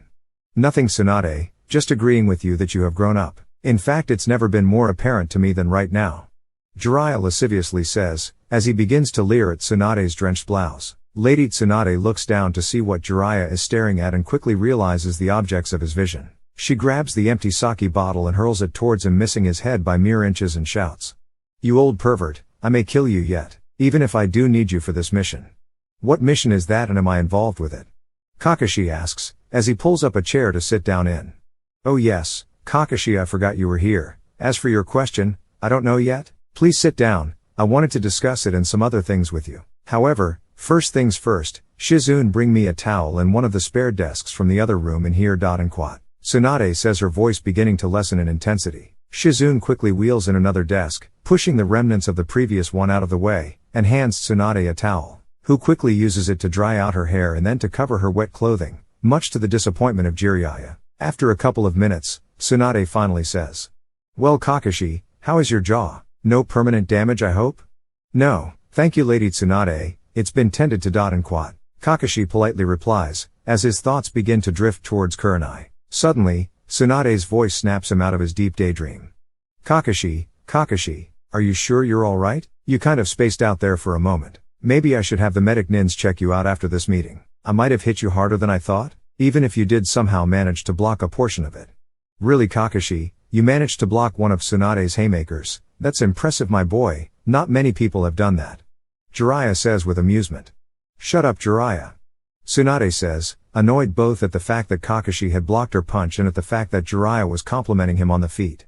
Anyway, Kakashi, I apologize. I overreacted without having all the facts, which I tend to do when it comes to my Naruto-kun. Please forgive me? I've completely forgotten about it, Lady Tsunade. Please don't trouble yourself anymore in regards to it. And quat. Kakashi calmly states. Right, now that that's out of the way, let's talk about what an interesting day you had yesterday. And quat. Tsunade says in an official tone, as Kakashi begins to squirm a little bit in his chair. I understand you disbanded team number 7 and resigned as sensei yesterday. Tell me, Kakashi, what are your plans now? If kicking the crap out of the Haruno clan is your new vocation, I've got to tell you, I don't think there are that many left. I think there might be a couple of cousins and possibly a grandmother you haven't met yet. I can get you their addresses before you leave if you wish. Tsunade says, trying to stifle a giggle as she says it. That won't be necessary, Lady Tsunade. I am sorry if any of my actions yesterday caused you any problems. In fact, I brought you this bottle of sake as a token of my apology, and I would be happy to try and explain my actions in full if you would like. Kakashi replies in as polite a tone as he can muster. Lady Tsunade accepted the bottle and looked at the label. Her eyes grew wide in surprise and said to Kakashi. You apologize? Well, Kakashi, this is a very fine vintage of sake, let's get some glasses, as she yells to Shizune to bring some in. Tsunade's mouth was almost watering in anticipation of drinking the sake. Shizune entered with a tray and 3 porcelain cups and sets it down upon Tsunade's desk before leaving again. As for explaining your recent troubles, shall we say, with the Haruno clan, there is no need. Jiraiya has already told me what happened in the Sakura incident. As for the rest, the Onbu reports I've been reading give me a pretty good idea as to what transpired. Now, let's crack open this bottle and discuss your future, shall we? And quat. Tsunade said with a gleam in her eye and voice. As Kakashi watched Lady Tsunade open the bottle and begin pouring the sake into the cups, his thoughts once again drifted back to Kurenai. Smart and beautiful, you're the whole package, Kurenai. Your sake probably just saved my ass from a very uncomfortable situation. Kakashi quietly thought to himself. A toast, to the speedy recovery of one Naruto Uzumaki. Jiraiya bellows, as he drains his cup in one gulp. I'll drink to that. Tsunade says, as she clinks cups with Kakashi and they both down their own sake. You'll drink to anything, Tsunade. Jiraiya laughingly says, as he downs another cup of sake in one quick motion. I suggest you keep your opinions to yourself, Jiraiya. I still haven't decided yet if you're gonna make it out of this office alive or not. Tsunade, annoyed once again at her fellow Sannin, says, before downing another cup of sake in quick succession herself. Now, Kakashi, since you've dissolved team number 7, I can't have one of my best jounin sitting around all day with nothing to do. I have a job in mind for you, but I want to hear your thoughts first about what you have planned, Tsunade states, while pouring sake into everyone's cup for another round of drinks. Kakashi quickly drinks his cup of sake before answering the question, in somber yet hopeful tone says. I've given this a great deal of thought, and with your permission, Lady Tsunade, and yours as well, Master Jiraiya, I wish to help in completing Naruto's training on a full-time basis. The powers and skills he has developed in such a short amount of time lead me to believe he could become one of the greatest shinobi this village has ever produced. I also believe that we are going to need his strength and skills in the future for the Leaf Village to continue to exist. Kakashi quietly puts down his cup and crosses his arms, as he anxiously awaits a reply from both Sannin. After waiting what seemed like an eternity, Tsunade finally spoke. Okay Kakashi, that answers my question of what you want to do. Now I want you to tell me why you want to do this? Kakashi gives pause a moment, as he unfolds his arms and places his right hand under his chin before saying. I don't know if this is a satisfactory answer to your question, Lady Tsunade. Let's just say I owe it to Naruto, and leave it at that. No Kakashi, I can't leave it at that, I need more. Tsunade says, before drinking another cup of sake. The truth of the matter, Lady Tsunade, is this. Naruto has a dream of one day becoming Hokage. I believe that it is a dream worth having. I failed him as a sensei. Wait, that's not quite right. I failed all of my students as a teacher. But, I feel I failed Naruto most of all, and I want to rectify the mistakes I've made. It is a selfish reason, I realize, Lady Tsunade, but my one hope or goal in life now is to help Naruto achieve his dream. If I'm given the chance to do so, I will abide to whatever you and Master Jiraiya decide my fate to be, but what I've told you is what I desire most. Kakashi states with sincerity and determination, as he looks to the Hokage for her answer. Lady Tsunade finishes another cup of sake before setting it down to look directly at Kakashi. After a moment, a wry smile begins to spread across her face and she says.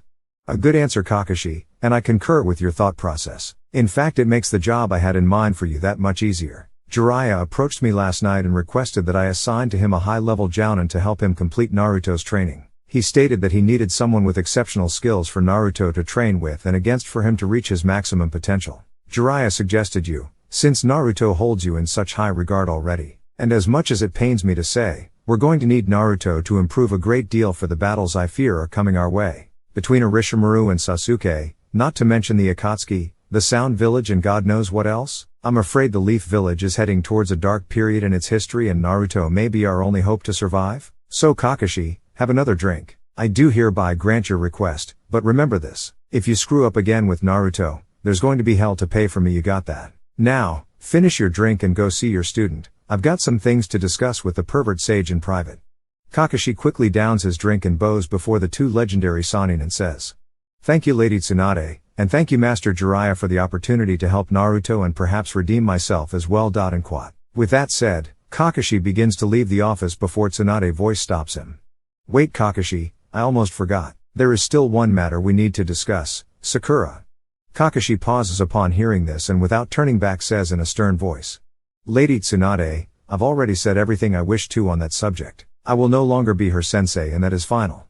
But Kakashi, I've already heard about what she said to Naruto yesterday, and I'm pretty pissed off about it myself. However, the fact of the matter is, she also possesses a great deal of skill and strength and could develop into a very powerful shinobi one day as well. And as we've already discussed, this village is going to need as many talented shinobi as we can produce for the days that we fear are coming. Tsunade expertly states, waiting for Kakashi to answer. After a brief pause, Kakashi looks back and says, I understand your concern over Sakura's development. However, my feelings towards this matter dictate that I can no longer be her sensei, and it goes much deeper than what she said yesterday. I already suggested to the girl that she seek out Guy, Asuma, or Kurenai to continue her training. But as far as I am concerned, my relationship with Sakura Haruno is finished. Very well Kakashi, I won't force anything upon you. You may leave, I'll deal with the Sakura situation at some point in the near future. On your way out, tell Shizune I'm not to be disturbed for the next couple of hours. Thank you Lady Tsunade, I shall. Kakashi politely says, as he exits the office closing the doors behind him. As Kakashi shut the doors behind him, he leans back and breathes a sigh of relief. Shizune sitting at her desk noticed this and decided to poke a little fun at him. So the mighty Kakashi managed to survive. I'm very impressed, Shizune said laughingly. Kakashi looked over at Shizune and rolling his eyes sarcastically said. Thank you Shizune, you have no idea how much it means to me knowing that I impressed you. For you see, it's every shinobi's dream in this village to impress the all-powerful secretary of the Hokage. Now that I've achieved it, I can mark it off my life's list of goals to attain. Shizune, looking slightly annoyed upon hearing Kakashi's reply, responds in like fashion with a smirk on her face. Keep it up mister, and I'll send you back into the office for the butt kicking I'm sure you were expecting to receive today. That would not be wise. Lady Tsunade asked me to tell you she isn't to be disturbed for the next 2 hours, and she seemed quite earnest in that request. Besides, I need to go see Naruto right now. Kakashi replies in a serious tone, as he turns to leave. Damn, I still need Tsunade to sign off on some of these reports. Maybe I'll sneak in and have her do it right now before her 2-hour hiatus begins. Shizune says, as she grabs some reports off her desk and heads towards the Hokage's office. Before entering, she stops and calls out to Kakashi before he exits the room. Kakashi, can you do me one small favor when you see Naruto? Please give him my love. I mean tell him I am thinking of him. Shizune says, in a soft yet sad tone of voice. Kakashi, a bit confused at the tone of her request, answers as sincerely as possible. I shall. Shizune. He then leaves the room to head over to the hospital. Thank you, Kakashi. Shizune silently thinks to herself, as she wipes a tear away from her eye and begins to open the door to the Hokage's office. The sight she beheld would forever be burned into her memory. The vision Shizune's eyes were fixated on in total shock was of Lady Tsunade leaning against her desk, her eyes screwed shut, clutching Jiraiya's face to her ample naked chest, quietly moaning in pleasure. Meanwhile, Jiraiya was making very distinctive sucking and slurping noises while attempting to remove his own clothing. Shizune stifled her scream, as she covered her eyes in blatant horror and attempted to retreat to whence she came, silently closing the door behind her. The image she witnessed and what it meant would haunt her for the rest of her life. Chapter 7, Difficult Talks and Painful Realizations. It was start of the lunch hour at Konoha Hospital when Kakashi arrived. Upon leaving Lady Tsunade's office, he had walked the streets of the Leaf Village for a bit, trying to think of what he was going to say to Naruto. Eventually, he came within the vicinity of Naruto's favorite restaurant, Ichiraku Ramen. Kakashi knew that Naruto would certainly enjoy some takeout, as opposed to the food he would receive at the hospital. So, after purchasing a large quantity of Naruto's favorite ramen dishes, he set off for the hospital in a conversation with his student that was long overdue. Before Kakashi even reached Naruto's room, he could hear him arguing with the nurse about the quality and taste of the food they were serving to him. I don't care what you say, I'd sooner starve than eat that stuff. Take it away, the smell alone is going to make me puke. And with that said, Naruto folded his arms and grimaced his face into the most stubborn look he could achieve. Fine, Naruto, we'll just see what the doctor has to say about this. The nurse replied as she took the tray and began to leave. Well, give him this message about the food from me, THWPPPPPPPP. As he stuck his tongue out and gave the raspberry to the exiting nurse. Kakashi had just reached the door at this point and narrowly avoided bumping into the obviously annoyed nurse. He stepped through the doorway and announced, Ichiraku Ramen to the rescue. When Naruto heard those 5 words, he began to grin from ear to ear and began to say, Kakashi-sen, before pausing a moment as his smile lessened and in a more subdued tone said, Kakashi, is that really Ichiraku's ramen? Kakashi's heart sank a little bit at Naruto's greeting. It was the first time he had ever addressed him without the title sensei. He knew right then that Naruto must have already learned about what happened yesterday. He wasn't upset at Naruto, he had no right to be. However, the sting he felt upon hearing his greeting hit Kakashi harder than he had ever imagined it would. Kakashi only hoped that Naruto would be far more understanding with him than he had ever been with Naruto. Quickly shaking off his angst, he pulled up a chair next to Naruto and said, You bet it is all your favorites and some vegetables too. You just had to include some vegetables? Naruto said with a groan. You can't become the next Hokage on ramen alone, Naruto. Kakashi replied. I can't become the next Hokage without a teacher either, so what's the point? Naruto dejectedly says. Kakashi winced when he heard this. There would be no easing into this conversation with Naruto. True to his nature, Naruto was as blunt and direct to the point as ever. Kakashi slowly got up while Naruto quietly ate and locked the door to the room. This was going to be a private talk with Naruto. He then came back and sat back down by Naruto before taking a deep breath, as he began to speak. Naruto, I take it you've heard about me disbanding Team Number 7 and resigning as sensei. I want to apologize to you for hearing about that from anyone but me. It's one of the many things I came here today to talk to you about. I'll try to explain my reasons for that decision, and I only hope that you understand? Kakashi says in a penitent voice. Naruto stops eating and looks at his former sensei and quietly says, I already understand the most important mission I've been assigned to and I failed it, because I choked. I could have completed it, but I couldn't follow through. If I were in your position, I wouldn't want to train a traitor, his fangirl, or a loser either. You don't have to explain anything, Kakashi-sensei. I mean Kakashi. As Naruto drops his head in shame, he hears Kakashi ask him to look at him. The sting Kakashi had felt earlier was nothing compared to the hurt he felt at that moment. As Naruto slowly lifted his head to face him, Kakashi said, You're wrong, Naruto, I do need to explain this to you and some other things as well. But first, I need to know what happened out there. Why do you think you failed? I don't I've read the reports from the others. I know everyone, and especially you were put into an almost impossible situation to succeed. Why do you blame yourself? Because it is my fault that the mission failed in the end. You see, I could have brought Sasuke back. I'll tell you what happened and then you'll realize that fact. Naruto replies in earnest, and then begins his tale. The fight with Sasuke was tooth and nail the whole way. As hard as I fought to bring him back and keep my promise to Sakura, he fought just as hard to leave and join up with that snake bastard. I tried to talk him out of doing this during the battle, but he just wouldn't listen. In the end, he began charging up his Chidori to a level I had never seen before and said he was going to kill me. He said he had no choice, it was the only way he could attain the Mangekyo Sharingan. I responded by charging up my Rasengan, and then he charged at me screaming the whole way. I then charged at him, and when we met is when I choked and doomed the mission to failure. What do you mean you choked, Naruto? Kakashi asks. I mean, I had charged my Rasengan up to a point where I could have taken him out, maybe even killed him. I had a direct beat on his chest, but at the last possible instant, I pulled up and hit him in his forehead protector instead. I just couldn't go through with it and possibly kill him. I really thought he was my friend and I believed that he would pull up as well. Well, you saw the results of that brilliant belief on my part. So, now do you understand? You always taught us that the mission comes first. If I had followed through like a true shinobi would have, instead of the failure I am, the mission would have been completed. Then you wouldn't have to be ashamed to be the sensei of this team anymore, or of me. Naruto finishes saying, the regret evident in his voice. Kakashi sits in muted shock trying to absorb everything Naruto has just told him. Finally, after a minute, he lifts his head and in a voice filled with pride says, "You're wrong, Naruto, I'm not ashamed to be your sensei. In fact, after what you've just told me, I can't begin to describe how proud I am of your actions on this mission. Proud Kakashi-sensei, but why I failed the mission?"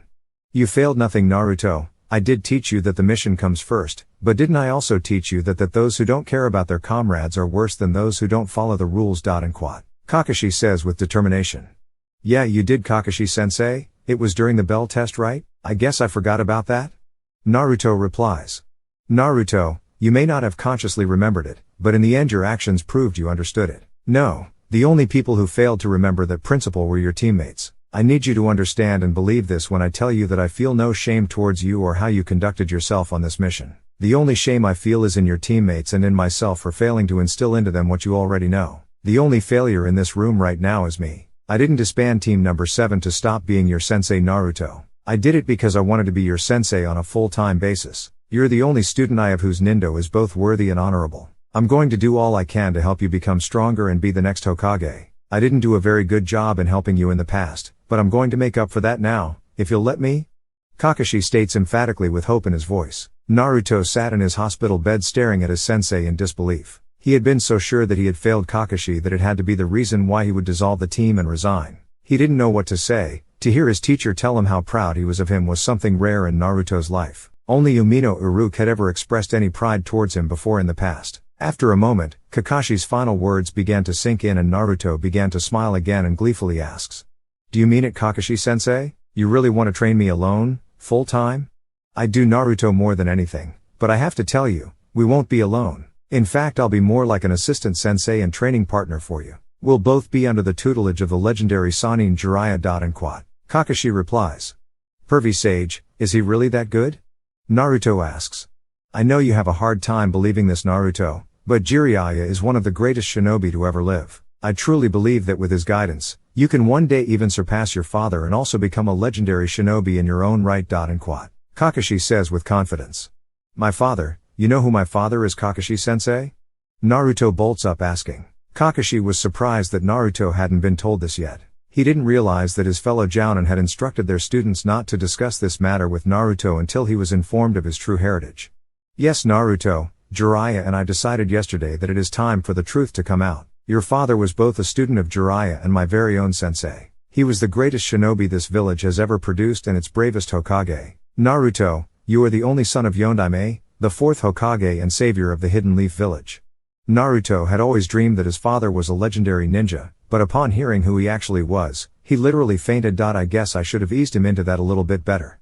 Kakashi thought, as he adjusted the pillow under Naruto's head and sat down waiting for him to wake up with the myriad of questions he was sure to ask upon hearing this news. Meanwhile, back at Hokage Tower, two legendary Sannin lay on the floor of Lady Tsunade's office, panting and exhausted from their private meeting. As Tsunade rested her head on Jiraiya's chest, she says appreciatively. Well, you might a lazy degenerate fool in everything else, but you're still a master at one thing. You still know how to push all the right buttons with me. Jiraiya smiled and lovingly kissed the top of her head before reaching into his satchel to retrieve a very small box and says with sincerity, "Only you bring out the best in me, my lady, and I would be happy to make this a full-time effort on my part, if you would do me the honor of becoming my wife?" He then opened the box and presented to Tsunade the largest diamond ring she had ever seen in her entire life. Tsunade was captivated for a moment by the sheer brilliance and beauty of the ring before she closed the box and handed it back to Jiraiya and groaning with frustration said, "Damn it, Jiraiya, not again. Why can't you accept the way things are?" Jiraiya angrily got off the floor and walked over to the entrance of the balcony to gaze at Hokage Mountain, before finally speaking, the hurt evident in his tone. "Accept what, Tsunade? Am I supposed to accept being some sort of sex toy whom you secretly fuck for your own pleasure and amusement? Well, I've grown weary of this. We've been doing this dance for 35 years now, and I want more. I've always wanted more. Tell me something, do you have any love in your heart for me at all?" Tsunade upon hearing this rose to her feet, her body quivering and a tear streaming down her cheek to angrily say, "How can you even ask me that? I bore you a son 35 years ago. Isn't that enough to prove I have love for you? Yes, you gave me a son you never told me about, a son I didn't get to meet until he was 10 years old, a magnificent son, so honorable and brave, that he would sacrifice his life in saving this village. We had a magical night 35 years ago the first time I made love to you. But in all honesty, Tsunade, the fact that we produced such a wonderful child as Minato is not a testament of your love for me. It is only the biological results of that special night so long ago. Jiraiya says with despair. "You can't lay all of that on me, Jiraiya. You're the one who left 35 years ago, not me." Tsunade replies, her voice still ringing with anger and sadness. "What choice did I have? I asked you to marry me that night and you rejected me. I had nothing left to keep me here. No family, not the girl I loved. My training with Sarutobi was done, nothing. Besides, someone had to keep an eye on your childhood boyfriend after he betrayed us all." Jiraiya responds with resentment. "Damn you, Jiraiya, I was 16 when you first asked me to marry you, a child practically. I didn't know what I wanted. As for not telling you about our child, I'm sorry but you were gone, and I was alone and scared and I didn't know what to do, and I certainly didn't know what you would do either. And you know damn well that Orochimaru was never my boyfriend. It was just a simple crush, that's all. Tsunade pleadingly says. "Those are convenient excuses, my dear. We stopped being children the night we made love and conceived our child that first time. The reason you just gave for not telling me about our son is rather insulting to me, don't you think? You were all alone by choice. You knew if you told me about him, I would have come back in a heartbeat, and not just for him, but for you as well. Yes, I believe you were scared, but it wasn't from not knowing what to do. You were scared to face me, that I would insist upon marriage for us. It's sad now that I think about it. For you to believe that I would ever force anything upon you without your consent just proves how little you understand how deep my love is for you. And I know it was a crush, but it was a crush that I had to endure all those years growing up, always finishing second in your eyes to him, always giving my love to you and never having it returned, until that night. Then, when I asked you to be my wife and you said no, it was the final straw, I guess. I just couldn't take the pain anymore of loving you so much, only to be rejected time and time again. So, yes, I did leave, but the funny thing is, the love I have for you never went away, nor did the pain. Jiraiya replies in an anguished voice, as he puts away the ring and slowly begins to put his clothes on.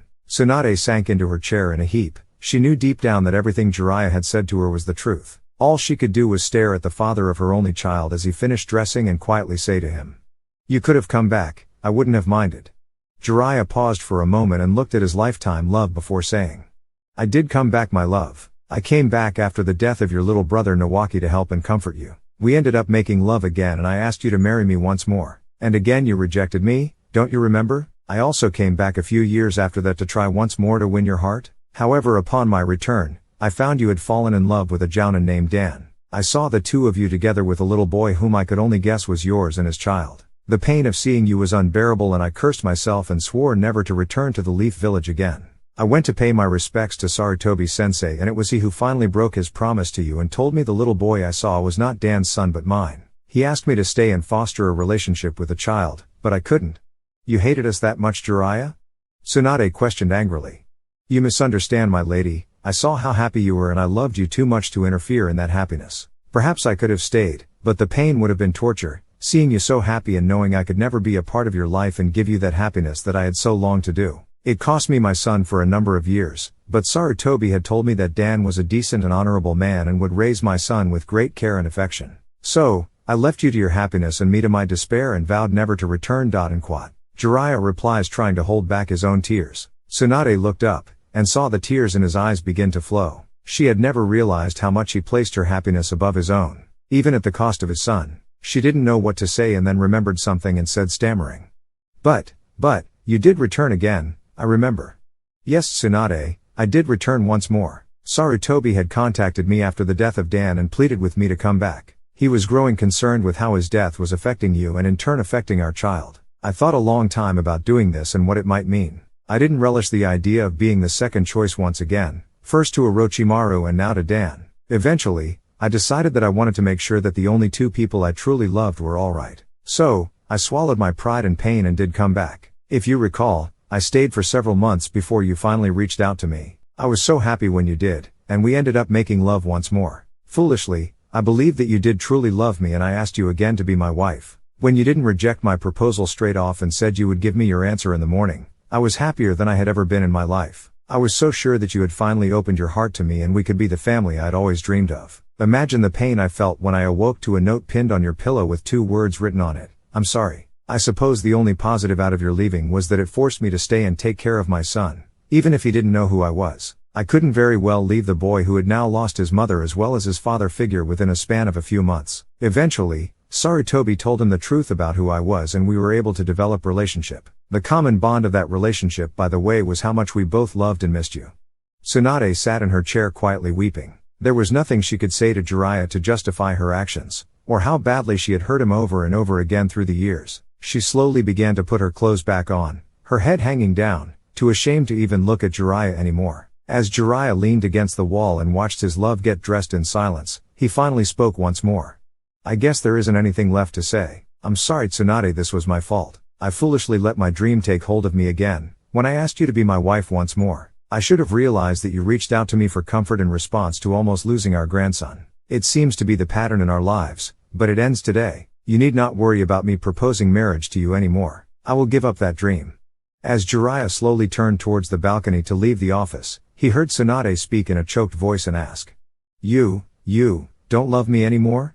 Jiraiya paused and without looking back quietly replied, Of course I still love you Tsunade. I love you as much today as I did 35 years ago, and I'll always love you till the day I die. I've just come to the realization that no matter how much I love you, your heart will never be mine. I only hope Naruto doesn't take 35 years to reach this conclusion with Sakura. He's been through so much in his short life, he deserves someone whom he can give his love to and have it returned. I don't want my grandson wasting the prime years of his life chasing after a hopeless dream like I did.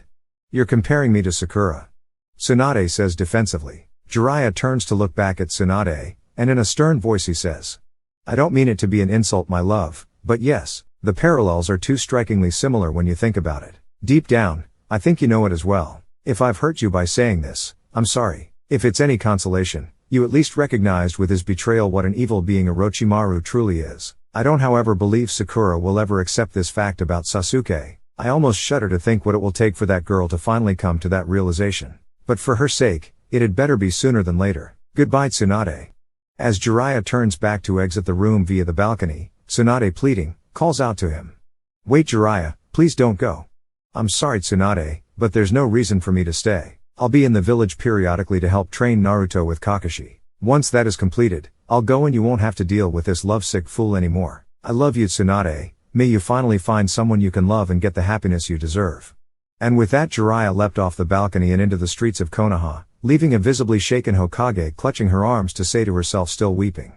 I do love you Jiraiya, I've just never known how to say it to you ? Chapter 8, Tsunade advises Sakura. It had been over a week since Naruto's return to the village after his near death at the hands of Sasuke. Since then, the mood for many shinobi both young and old was dark and full of strife. In particular for the young, the Rookie 9 class was having difficulty in dealing with what they had learned about their friend Naruto and with their own anger towards their parents or guardians in regards to it. Their anger didn't stem from their parents not telling them about the actual fate of the Kyuubi demon and its relation towards Naruto. They begrudgingly understood that their parents were bound by the third Hokage's decree not to divulge what had happened 14 years ago to their children. What angered and upset Naruto's friends so greatly was the hateful attitude and treatment of Naruto by their parents' generation, and why some of them tried to instill those same attitudes into their very own children as well. Shikamaru, for instance, had gotten into a very heated discussion with his mother on this topic. And being the strategic genius he is, he expertly defeated every single argument of defense she could come up with for justifying her past actions. So much so, that after an hour of fierce debate between mother and son, she was unable to think of anything else to say and remained quiet for the rest of the evening. This was a rare moment in the Nara household, as Shikamaru's mother was well known in Konoha for years as the voice that never ends. Things were even worse at the Hyuga compound, as Hiashi Hyuga, the head of the clan, had gotten into a violent argument with Hinata with regards towards Naruto in front of several members of the clan, both main and side, in the courtyard. Hiashi was very upset at what he perceived being judged by his own daughter for his past actions. He had also learned that Hinata had been visiting Naruto every day at the hospital and angrily ordered her to cease any more contact with the demon child, as he put it. Hinata's responded with a word Hiashi rarely heard in his life: no. In fact, Hinata had said this with such a defiant tone in her voice that Hiashi became enraged and openly raised his hand to strike Hinata for her disobedience. As he was about to deliver the blow, he noticed Neji and several other members of the Hyuga side branch studying the entire scene with great interest. For several years, the relationship between the main and side branches had been deteriorating and was beginning to reach a point of open resentment and defiance by the side branch towards the main. Hiashi decided that showing conflict within the main branch would do nothing more than embolden the side branch members even further. So, he merely lowered his arm and stormed out of the courtyard, leaving a shaken but still defiant Hinata behind. Other parents of the Rookie Nine, such as Shino, Kuji, Kiba, and Inos, had never openly directed or taught their kids to avoid Naruto growing up. No, their sin lay in the fact that they had never given or even offered any help or guidance to Boy during that time. For many, this was a bitter truth to face, but they accepted the criticism of their children on this subject, partly out of guilt and partly because they knew their kids were right. However, it wasn't just the young shinobi who were upset, but several high-ranking older shinobi were also in foul moods for various reasons as well. Lady Tsunade was upset with herself over her last encounter with Jiraiya, and was taking her frustrations out on everyone around her. She also was growing concerned about some disturbing Onbu reports she had been receiving on Orochimaru and Sasuke, as well as the Akatsuki. In fact, some of these reports were very troublesome to her because they lacked any hard factual information, only rumor as to what was going on. She finally decided that she needed more concrete information and sent Kakashi out on a covert mission several days ago to see what he could learn. What Tsunade didn't realize in ordering this mission was the frustration it caused Kurenai, as she had been unable to see or talk to Kakashi since the night she mended his injuries. Jiraiya had left the village after visiting Naruto to gather research for his novels, as he was apt to do. However, the truth of the matter was he needed some space away from Tsunade to think and reflect upon a great deal of things. In an ironic twist, the happiest shinobi in the village or out at the moment was Naruto, who was still basking in the glow of learning who his father was and of the advanced training he would soon be learning. The news also seemed to help speed up his recovery time, as he was beginning to heal at an astonishing rate considering the severity of his injury. Naruto wasn't fully out of danger quite yet, but if he remained stress-free he could be released within a matter of weeks. As for Sakura, the past week had been a nightmare that she was unable to awaken from. Since the disbanding of Team Number 7, she spent most of her time in her room or aimlessly walking the streets of Konoha in a daze since she had nothing to do. She had spoken to no one since talking to her mother about what had happened that terrible day in the hospital. Since that day, Sakura's parents Taro and Ishii had been arguing constantly about which one was to blame for their demotions in rank by the Hokage. So, talking to either of them would be even more futile than usual. It was also pointless to try and talk to her former friends in the Rookie 9 class, as they were avoiding or just ignoring her presence whenever she was around. Sakura finally decided she had to speak to someone or go insane from loneliness as she slowly made her way towards Hokage Tower and Lady Tsunade. "Shizune, bring me another bottle and be quick about it," Tsunade yells to her assistant. Shizune merely sighed as she got up from her desk and retrieved another bottle for the Hokage. She looked up to see the time and shook her head. Every day this past week Lady Tsunade had started earlier and earlier in her drinking. Shizune knew something was bothering her friend and mentor, but Tsunade would not divulge what it was. She suspected the Hokage's recent foul mood that Shizune had bore the brunt of the past several days had something to do with Jiraiya. Her suspicion was reinforced by the fact that one of the reports she had left for the Hokage to review regarded Jiraiya leaving the village. As she approached the door to Lady Tsuan's office she took a deep breath and with a strained smile entered the office with the bottle and approached the Hokage. Shizune set the bottle down and noticed that the file Tsunade was looking at was indeed the file about Jiraiya. She then stood and quietly waited to see Lady Tsunade required anything else. She received her answer in a hurry from the Hokage. "Took you long enough, Shizune. Now get out. I don't want to be disturbed for anything or anyone right now, you got that?" Tsunade says to her friend, her voice filled with anger. Shizune stares at the Hokage for a moment, her smile lessening with each passing second before calmly replying in a voice tinged with disgust and pity. Very well, Lady Tsunade, I shall lock the door behind me and take an early lunch so you may indulge once again in your favorite pastime these last several days. Shizune turns to leave the office. As she is going, she hears Tsunade say, "Don't get flippant with me, Shizune. I can have you easily replaced if I want to." Shizune whirls around and places her hands on her hips, her smile gone as she responds in a voice now filled with derision and anger. "Don't threaten my job status, Tsunade. You and I both know that you couldn't find anyone else to take this job and deal with the way you've been acting this past week. But if you think you can, by all means fire me. Let someone else wait on you hand and foot and be your personal whipping boy for your drunken abuse. I can certainly use the rest." Shizune then turned around and stormed out the office door, slamming and locking it behind her, as she made her way outside and away from Tsunade as quickly as possible. Lady Tsuan sat in her chair in silence as she watched her friend leave, before taking a drink and grumbled to herself as she reflected upon what Shizune said. Damn it, the girl is probably right. I couldn't find anyone else to put up with my bullshit right now. God, if I don't figure out some things, I'll just end up driving her away just like everyone else I care about in my life. Just like I did to you, Jiraiya. As she gazes upon his file on her desk and slowly takes another drink, Lady Tsunade begins to pour herself another drink when she hears someone knocking on her office door. Tsunade, still angry and disgusted with herself over many things, shakes her head and annoyed replies, "Whoever you are, go away. I'm not seeing anyone right now. Come back later and set up an appointment with my assistant. As she begins to take another drink, she hears a small weeping voice begging call out. "Lady Tsunade, it's me, Sakura Haruno. I really need to talk to you if you would be willing to do so. No one else I know will. Please, Hokage-sama, I really need to talk to someone or I think I may go mad." "Sakura, I really don't need this right now. I have no idea what to do with this girl yet, but I can't turn her away. Well, this day just keeps getting better and better."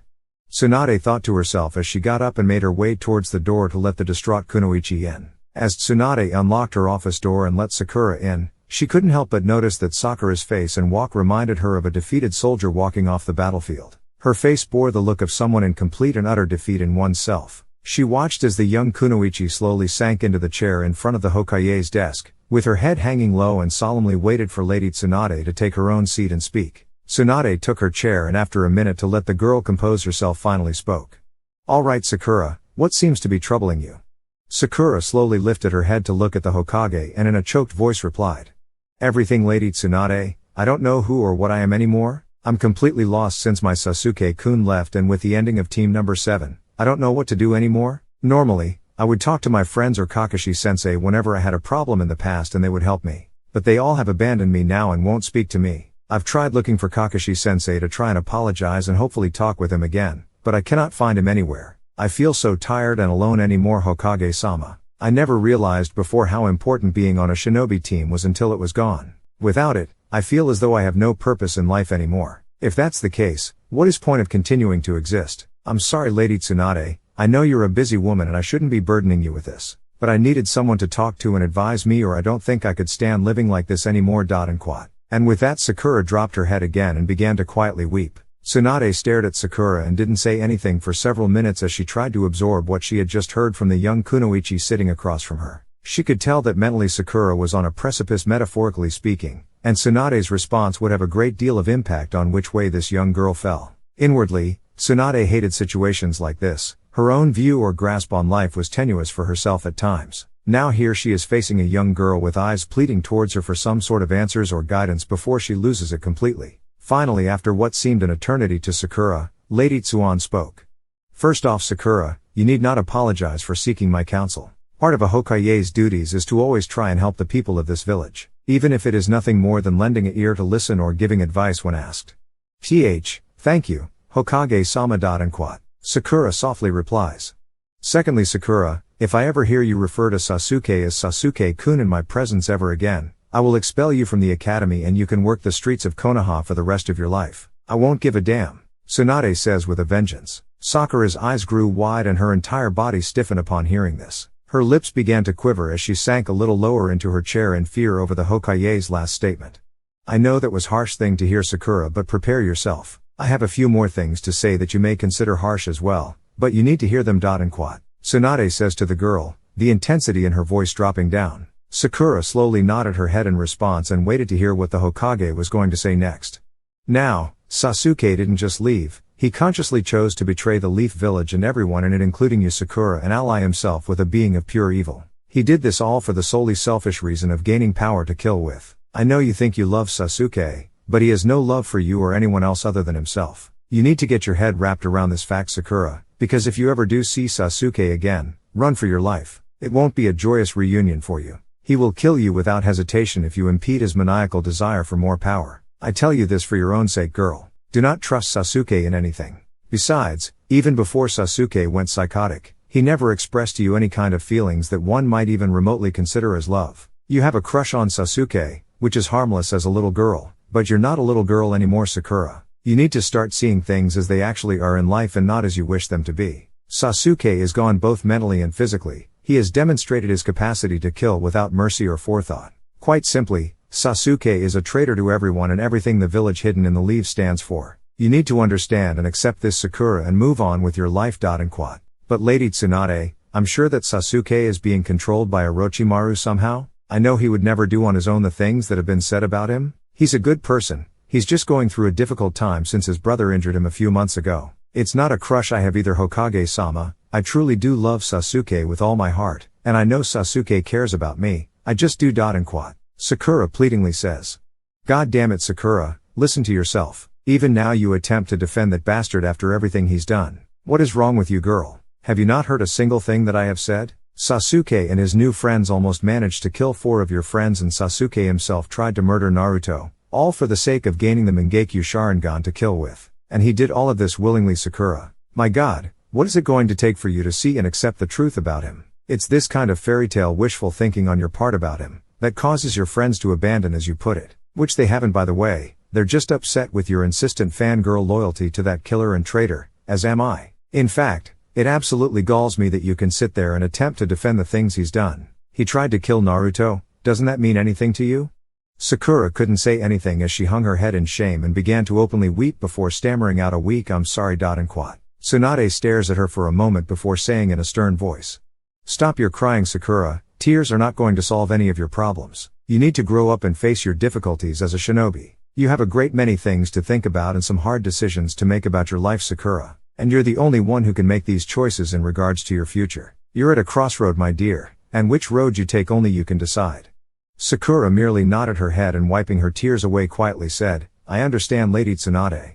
I hope so, Sakura, I really do. I don't say these things to you to be hurtful or cruel, but I pray that the power of my words is enough for you to understand the reality of things. As I said, not I or anyone else can help you with the decisions you have to make. However, I can help you in one way. I know it's been difficult for you this past week in regards to no longer being part of a team. But one's purpose in life is not solely based upon whether or not they are a part of a shinobi squad. It is an important facet of your life, but it shouldn't be the only reason for you to live as opposed to just existing. I promise you as Hokage that your training will continue in some form or fashion. I will speak to the other Jounin team leaders this afternoon and see about getting you placed with one of them. You're too strong a shinobi and have so much potential, Sakura, that it would be a crime on my part to let that go to waste. And quote. Tsunade says reassuringly. Sakura lifts her head and looks at the Hokage, her eyes still puffy and red from crying, but also with a glimmer of hope that hadn't been there before she came into the office. She sniffles once more before saying, Thank you, Lady Tsunade. And quote. Sakura then rises from the chair and bows to the Hokage. Now, Sakura, I want you to go home and get some rest, and I want you to think very hard about what I've said to you today. I'll let you know as quickly as I can where your training can resume and with whom. And quote. Tsunade says with confidence. Yes, Hokage-sama, I shall. And quote. Sakura politely says as she heads towards the door. By the way, Sakura, how is Naruto doing? I've been so busy, I haven't been able to see him the last couple of days. And quote. Tsunade asks. I don't know how he is, Lady Tsunade. I haven't seen him since the day of his surgery. And quote. Sakura meekly says. Suddenly, Sakura is jolted by the impact of 2 palms slamming down onto the Hokage's desk, shaking the whole room from the impact before a voice echoes loudly in her ears. Sakura, I don't have the time or the patience to tell you how upset and disappointed I am in you that you haven't even bothered to visit and see how Naruto is doing, but that ends right now. Before you go home, I as Hokage am ordering you to go see Naruto and try and make things right with him. Because, if you don't, I'll solve your problem of merely existing another way. Now go. Tsunade says with vigorous anger as Sakura hurriedly leaves the office in absolute terror. Shizune was returning to Hokage Tower with some lunch she had purchased for herself and Lady Tsunade, when she was almost bowled over by Sakura, as she burst through the front doors running with a look of panic upon her face. As Shizune watched the pink-haired Kunoichi run towards the general direction of the nearby hospital, she wondered what could have put the girl into such a state. After a moment, she realized only one person could be responsible, Tsunade. Shizune then made her way to the Hokage's office to find the office door wide open and Tsunade sitting at her desk looking very despondent as his hands cupped her cheeks. Shizune quietly closed the office door behind her and asked, "Lady Tsunade, are you okay? May I be of assistance to you?" Tsunade looked up and slightly turned her head towards her friend and quietly said, "No, thank you Shizune, I'll be alright. Please come in and sit down, I wish to talk to you for a moment." Shizune walked over and took the chair Sakura had been sitting in, and set the food off to the side as she waited for the Hokage to speak again. Lady Tsunade looked at her longtime friend for a moment and said, "Shizune my friend, I wish to apologize to you for the way I've acted this past week. I took some of the frustration and anger I have been feeling towards myself and taken it out on you. It was terribly wrong on my part. You are my closest friend in the world and I would be utterly lost without you. Your loyalty and friendship is one of my greatest assets, and I'm sorry I haven't expressed my gratitude for you more often. Even now, after treating you so badly earlier, I suspect you still brought me lunch in that bag over there. I truly don't deserve you Shizune. Please forgive this old fool's transgressions. And with that said, Tsunade bowed her head towards her assistant. "Of course I forgive you my friend and sensei. We've known each other too long and have been through too much together over the years. I would never abandon you over something as trivial as an argument. Shizune reassuringly replies. "Abandon? That's the second time I've heard that word in this office today. Sakura believes all of her friends have abandoned her. Tsunade states, as she leans back in her chair. "Yes, I was nearly knocked over by Sakura as I was entering the building. She looked panicked or terrified as she ran towards the hospital. Did something happen between the two of you while I was gone?" Shizune asks. Lady Tsunade looked towards the ceiling and made a very long drawn-out sigh before saying, "Yes Shizune, the girl came to me in a frightful state seeking my counsel on some issues she's been trying to cope with this past week. I think, or at least I hope, that I was wise in the advice I was giving her. I'll admit I was a bit harsh with some of the things I said, but I felt a strong approach was needed to get through to her. I think I was doing a pretty good job with Sakura, up until I blew it at the end." "What happened?" Shizune asks. As Sakura was leaving, I asked her about Naruto's condition, to which she informed me that she didn't know because she hadn't visited Naruto. My response of course was to lose my temper and order the girl under my authority as Hokage to visit Naruto and make things right with him immediately. I also let it be known that failure to do so would be looked upon quite negatively on my part, and I might have implied that it could also impact Sakura's health as well. I'm such an idiot Shizune. I just got so angry towards her because I know Naruto cares for her a great deal. So, because I didn't control my anger and lashed out at the girl, she's probably scared to death of me and will forget everything else I told her. Tsunade replies, as she silently curses herself. "Would you like me to go find her?" Shizune says. "No, I'll speak with her again, but right now I don't think it would do any good. But I can keep my promise I made to her. Shizune, I need you to go find Asuma, Guy, and Kurenai and have them in my office in the next 30 minutes. Tsunade tasks her assistant to complete. "As you wish Hokage-sama. Shizune says, as she leaves the office to bring the three jounin back as quickly as she can. Chapter 9, Sakura visits Naruto and Hinata erupts. As Sakura reached the front entrance to the Konoha hospital, she finally stopped running and tried to catch her breath. Her heart was racing at a great pace, and not just from the sprint to the hospital, but also in fear of the Hokage. The look Lady Tsunade leveled on her when she told the Hokage of her failure to visit Naruto sent a chill down her spine. It reminded her of many of the looks she got from her friends the day Naruto was brought back after his fight with Sasuke. She wished she could have explained to Lady Tsunade that it wasn't from indifference why she had not visited Naruto. It was more out of a sense of shame. Sakura realized she had said some very hurtful things to Naruto that day in the hospital. She had no valid reason as to why she did it. She had said to herself that she was just upset over Sasuke and of what had happened, but that was no excuse for saying what she had to Naruto. Since that day, Sakura had remembered all the times Naruto had stood by her and saved her from countless dire situations, all in the act of trying to be her friend. However, she had never reciprocated those same feelings to Naruto, even though deep down she did consider him one of her closest friends. Sakura realized that the reason she hadn't visited Naruto was born solely out of the one emotion she had been feeling this past week, fear. Or to be more specific, the fear of the unknown within her life and future, and of what might happen when she and Naruto finally spoke again. Sakura took a deep breath before entering the hospital. She felt this was one of the hard decisions Lady Tsunade had spoken to her about. Sakura had decided that she wanted to keep Naruto as a friend and anxiously hoped that he would still feel the same about her, as she approached the nurse's reception desk. "Hello, I'm here to see Naruto Uzumaki. Sakura said to the nurse behind the desk. "Ah yes, I believe he is finishing up lunch. If you'll follow me, I'll tell him he has a visitor. The nurse replied as she motioned to Sakura to follow. As they reached the door of Naruto's room, the nurse asked Sakura to wait a moment while she collected his lunch tray, and inform him of her visit. "Hello Naruto, I see you've made good progress on finishing your lunch. You see, it's not so bad once you get used to it. The nurse cheerfully said as she gathered up his tray. "Actually, it's still pretty bad, but if eating this slop will get me out of here that much sooner, then I'll do it, no matter how bad it tastes. Naruto replied. "Well, whatever it takes to get you to eat is fine with me. I'll be bringing you dinner in a few hours, but until then you have a pretty girl waiting outside to visit you. The nurse said as she exited the room. "Hinata," Naruto exclaimed with glee in his voice. "Hinata?" Sakura thought to herself, as she paused a moment before entering the room and stammering slightly said. No Naruto, it's me Sakura. Hi, how are you feeling?" The smile that had been ear to ear on Naruto's face disappeared when he saw his former teammate enter the room. He slowly laid back into his bed and turned his head to look out the window before coldly answering. "Hey Sakura, I'm alright I guess, why are you here?"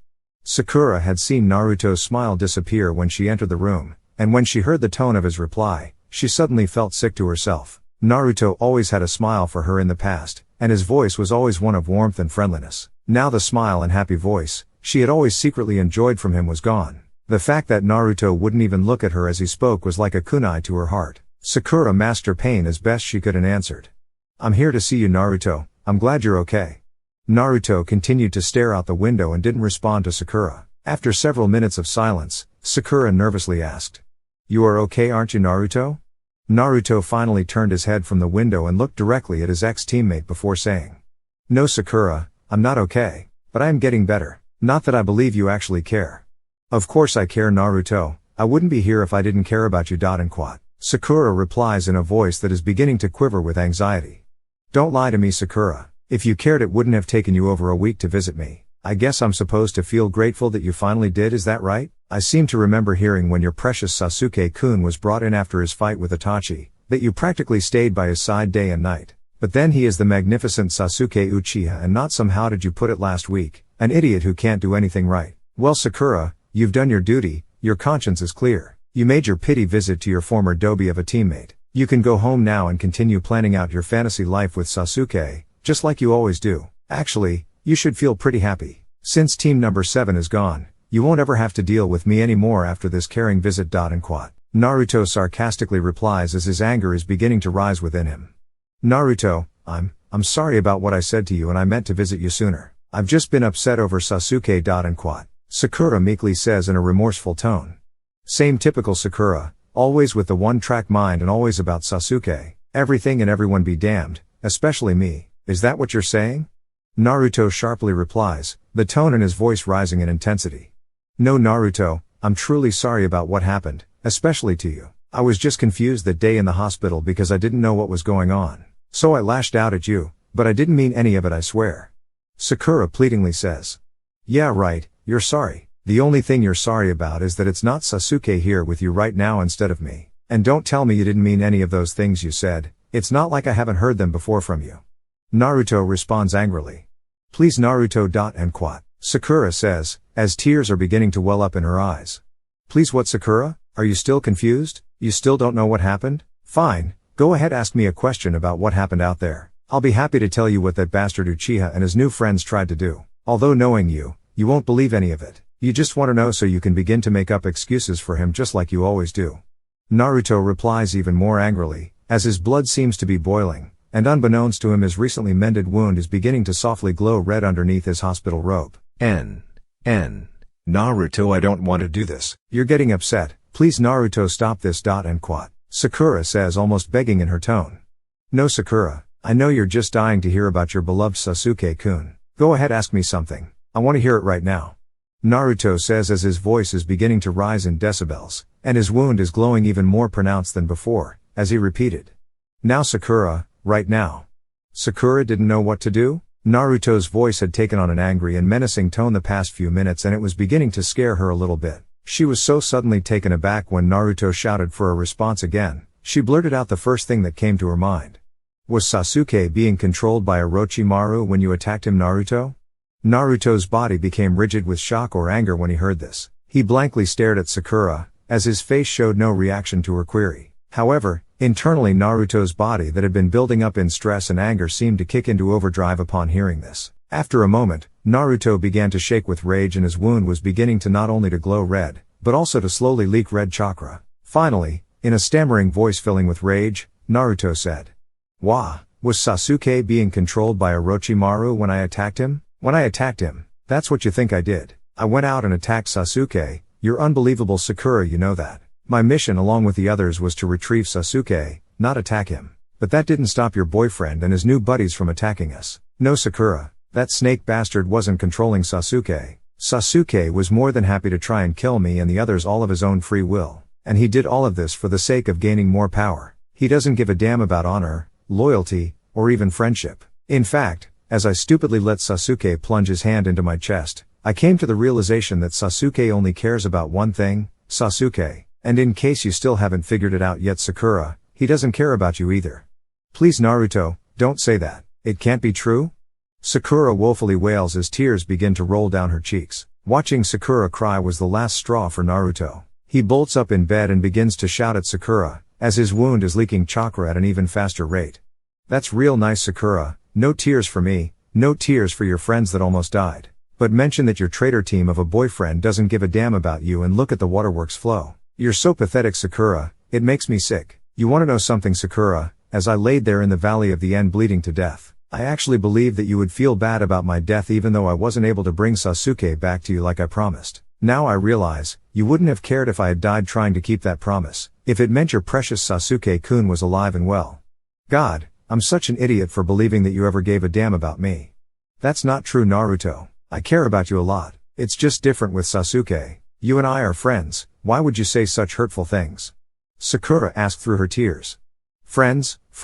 Yeah, I foolishly believed once that both you and Sasuke were my friends. But one of the benefits of laying in a hospital bed 24 hours a day is that it gives you time to think about many things. Tell you what Sakura, let's take a trip down memory lane of our supposed friendship and of how much you care about me. Naruto shouts, as he clutches his hand to his chest in discomfort. So upset is Naruto, he ignores the pain and says to Sakura with contempt.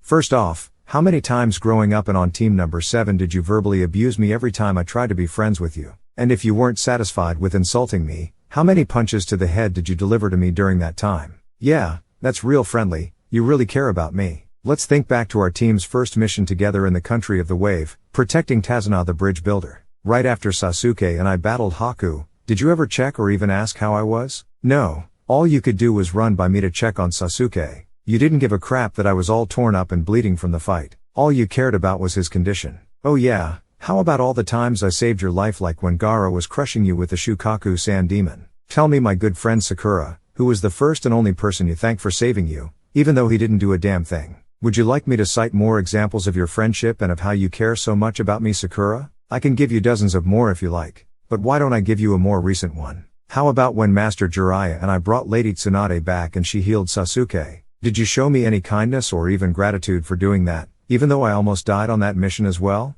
I don't know why I thought that you might care whether or not I died on this mission. You didn't then, why should it be any different now? Sakura couldn't even look at Naruto as he spoke. Everything he was saying was true and it cut her like a knife with every word he said. All she could do was hang her head low in shame and guilt crying. Naruto just stared at the young kunoichi that he used to care about with all his heart, and felt nothing at the moment. However, his rising anger had not subsided and he spoke once more. Nothing to say Sakura? That's fine. I'm sure if you said anything it would be nothing more than some lame excuse or reason to justify yourself of how you've treated me. In fact, now that I look upon our friendship over the years, I now realize we never had one. I did everything I could to prove to you that I was worthy of your friendship, only to be rejected time and time again. But no more, it ends now. I was just deluding myself into believing that you did care about me like I cared about you, but it was just a stupid fantasy on my part. However, for you to sit there and tell me we're friends is insulting Sakura. In fact, I would have more respect for Sasuke if he was here right now, because he certainly wouldn't lie to my face and call me a friend. Sakura looks up at Naruto, her heart breaking into 1,000 pieces at his words and openly crying stammers out. It isn't true, I'm not lying Naruto. I am your friend and so is Sasuke. Oh yeah, would a friend to do this? Naruto screams as he rips open his robe and bandage. Sakura is appalled as she sees an ugly jagged scar running 6 to 7 inches vertically on Naruto's chest, a mere couple of inches from his heart. She can see the chakra sutures that have closed the wound, but the sutures appear to be glowing red and a red mist is emanating from the wound. As Sakura is looking, one of the sutures bursts and blood shoots out and splashes onto her dress as Naruto screams in agony. Sakura is mortified as Naruto writhes in his bed in pain and she sees another suture give way and more blood begin to leak around Naruto's hand, as he clutches it to his chest. A shocked Sakura watches this in horror for a moment, before in a panic-stricken voice says, "Hold on Naruto, I'll get help." Go Sakura, I don't care anymore. Look at it this way, at least I've given you something to talk about with Sasuke. The life and death of that loser teammate Naruto, who actually believed we were all friends. What an idiot he was. Naruto replied, the pain evident in his voice before he screamed once more as another suture gave way, and he passed out from the pain. As Sakura saw her friend collapse, she screamed, "Naruto no!" and quat. Just then a medic nin and 2 nurses came rushing into the room. They immediately went by a shaking Sakura to check on Naruto. After a moment, the medic nin shouted, "He's gone into shock and is barely breathing. The chakra sutures are being eaten away by this red chakra and he's bleeding to death. I've got to try and resuture and strengthen the remaining ones or he's going to die." Sakura gasped when she heard this and began to silently pray that Naruto would be okay. As she watched the medic nin begin to channel his chakra and attempt to restitch Naruto's wound, she heard him shout again, "It's not working? I'm barely slowing the damage down and my chakra isn't doing anything to repair the broken sutures. This red chakra is too strong for me, and the existing sutures are resisting my additional chakra to strengthen them. We need one of the original nins who created the sutures to fix this, or this boy will die in half an hour maybe less." Nurse, who was the nin who originally created these sutures? I believe it was Lady Tsunade who worked on this patient and perhaps her assistant as well? The nurse quickly replied. That makes sense, only her chakra-infused sutures could possibly hold up against this strange red chakra. Where is the Hokage? I can't keep this boy from dying without her help. Nurse, call for more medic support and find the Hokage. I need as much chakra as we can get to keep him alive. The medic nin says in a frustrated voice. I know where the Hokage is. And quat. Sakura says from the back of the room. Well, what are you standing there for? Go get her. I'll do my best to keep your friend alive in the meantime, but you need to hurry. The medic nin said, as he turned his head to look at Sakura. Right. Sakura answers, as she bolts out the hospital room door to retrieve Lady Tsunade. Meanwhile, a cheerful Hinata had just entered the hospital for her daily visit to Naruto, which always brightened her day, when she noticed several medical personnel run by her towards the direction of Naruto's room. She then saw Sakura, who had tears in her eyes and what looked like blood on her dress, race by her and out the main doors of the hospital. Hinata began to feel very uneasy as to what was going on and she immediately began running towards Naruto's room to see if he was okay. When she reached the doorway of his room, she nearly cried out at the horrific sight that beheld her. Naruto was surrounded by several medic nins and nurses, who were frantically attempting to halt the blood that was spewing forth from Naruto's chest, in ever-increasing amounts. She then heard the lead medic nin says in a panicked voice. It's no good, we can't stop it. It's taking all of our combined chakra just to maintain the remaining sutures. The ones that have already given way are causing this boy to bleed out. Can't you do any repairs on the broken sutures? Another nin asks. No, I can't. Without knowing the pattern Hokage Tsunade used in creating these sutures, I would just be wasting my chakra and time that this patient doesn't have. The lead nin answers in disgust. When Hinata heard this, she shouted at the doctors, I know the pattern Lady Tsunade used. I assisted her in the operation. Please let me through. I can reseal the broken sutures if you can continue to maintain the remaining ones. What do you think? She's only a kid. And quat. One of the nins said to the leader. We don't have much choice. I'd hoped our combined chakra could slow the rate of bleeding until the Hokage arrived. But it hasn't worked and this boy will be dead in a matter of minutes, if we don't try something. Let the girl through.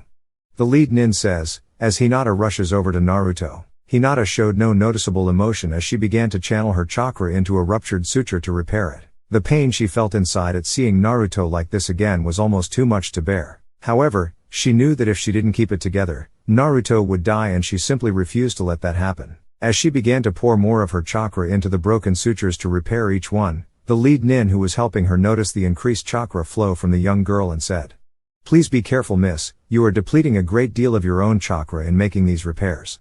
Hinata glanced up a moment and glared at the nin before saying in a very stern voice. I'll do what I have to save Naruto's life. You just mind what you're doing and don't get in my way or you'll be sorry.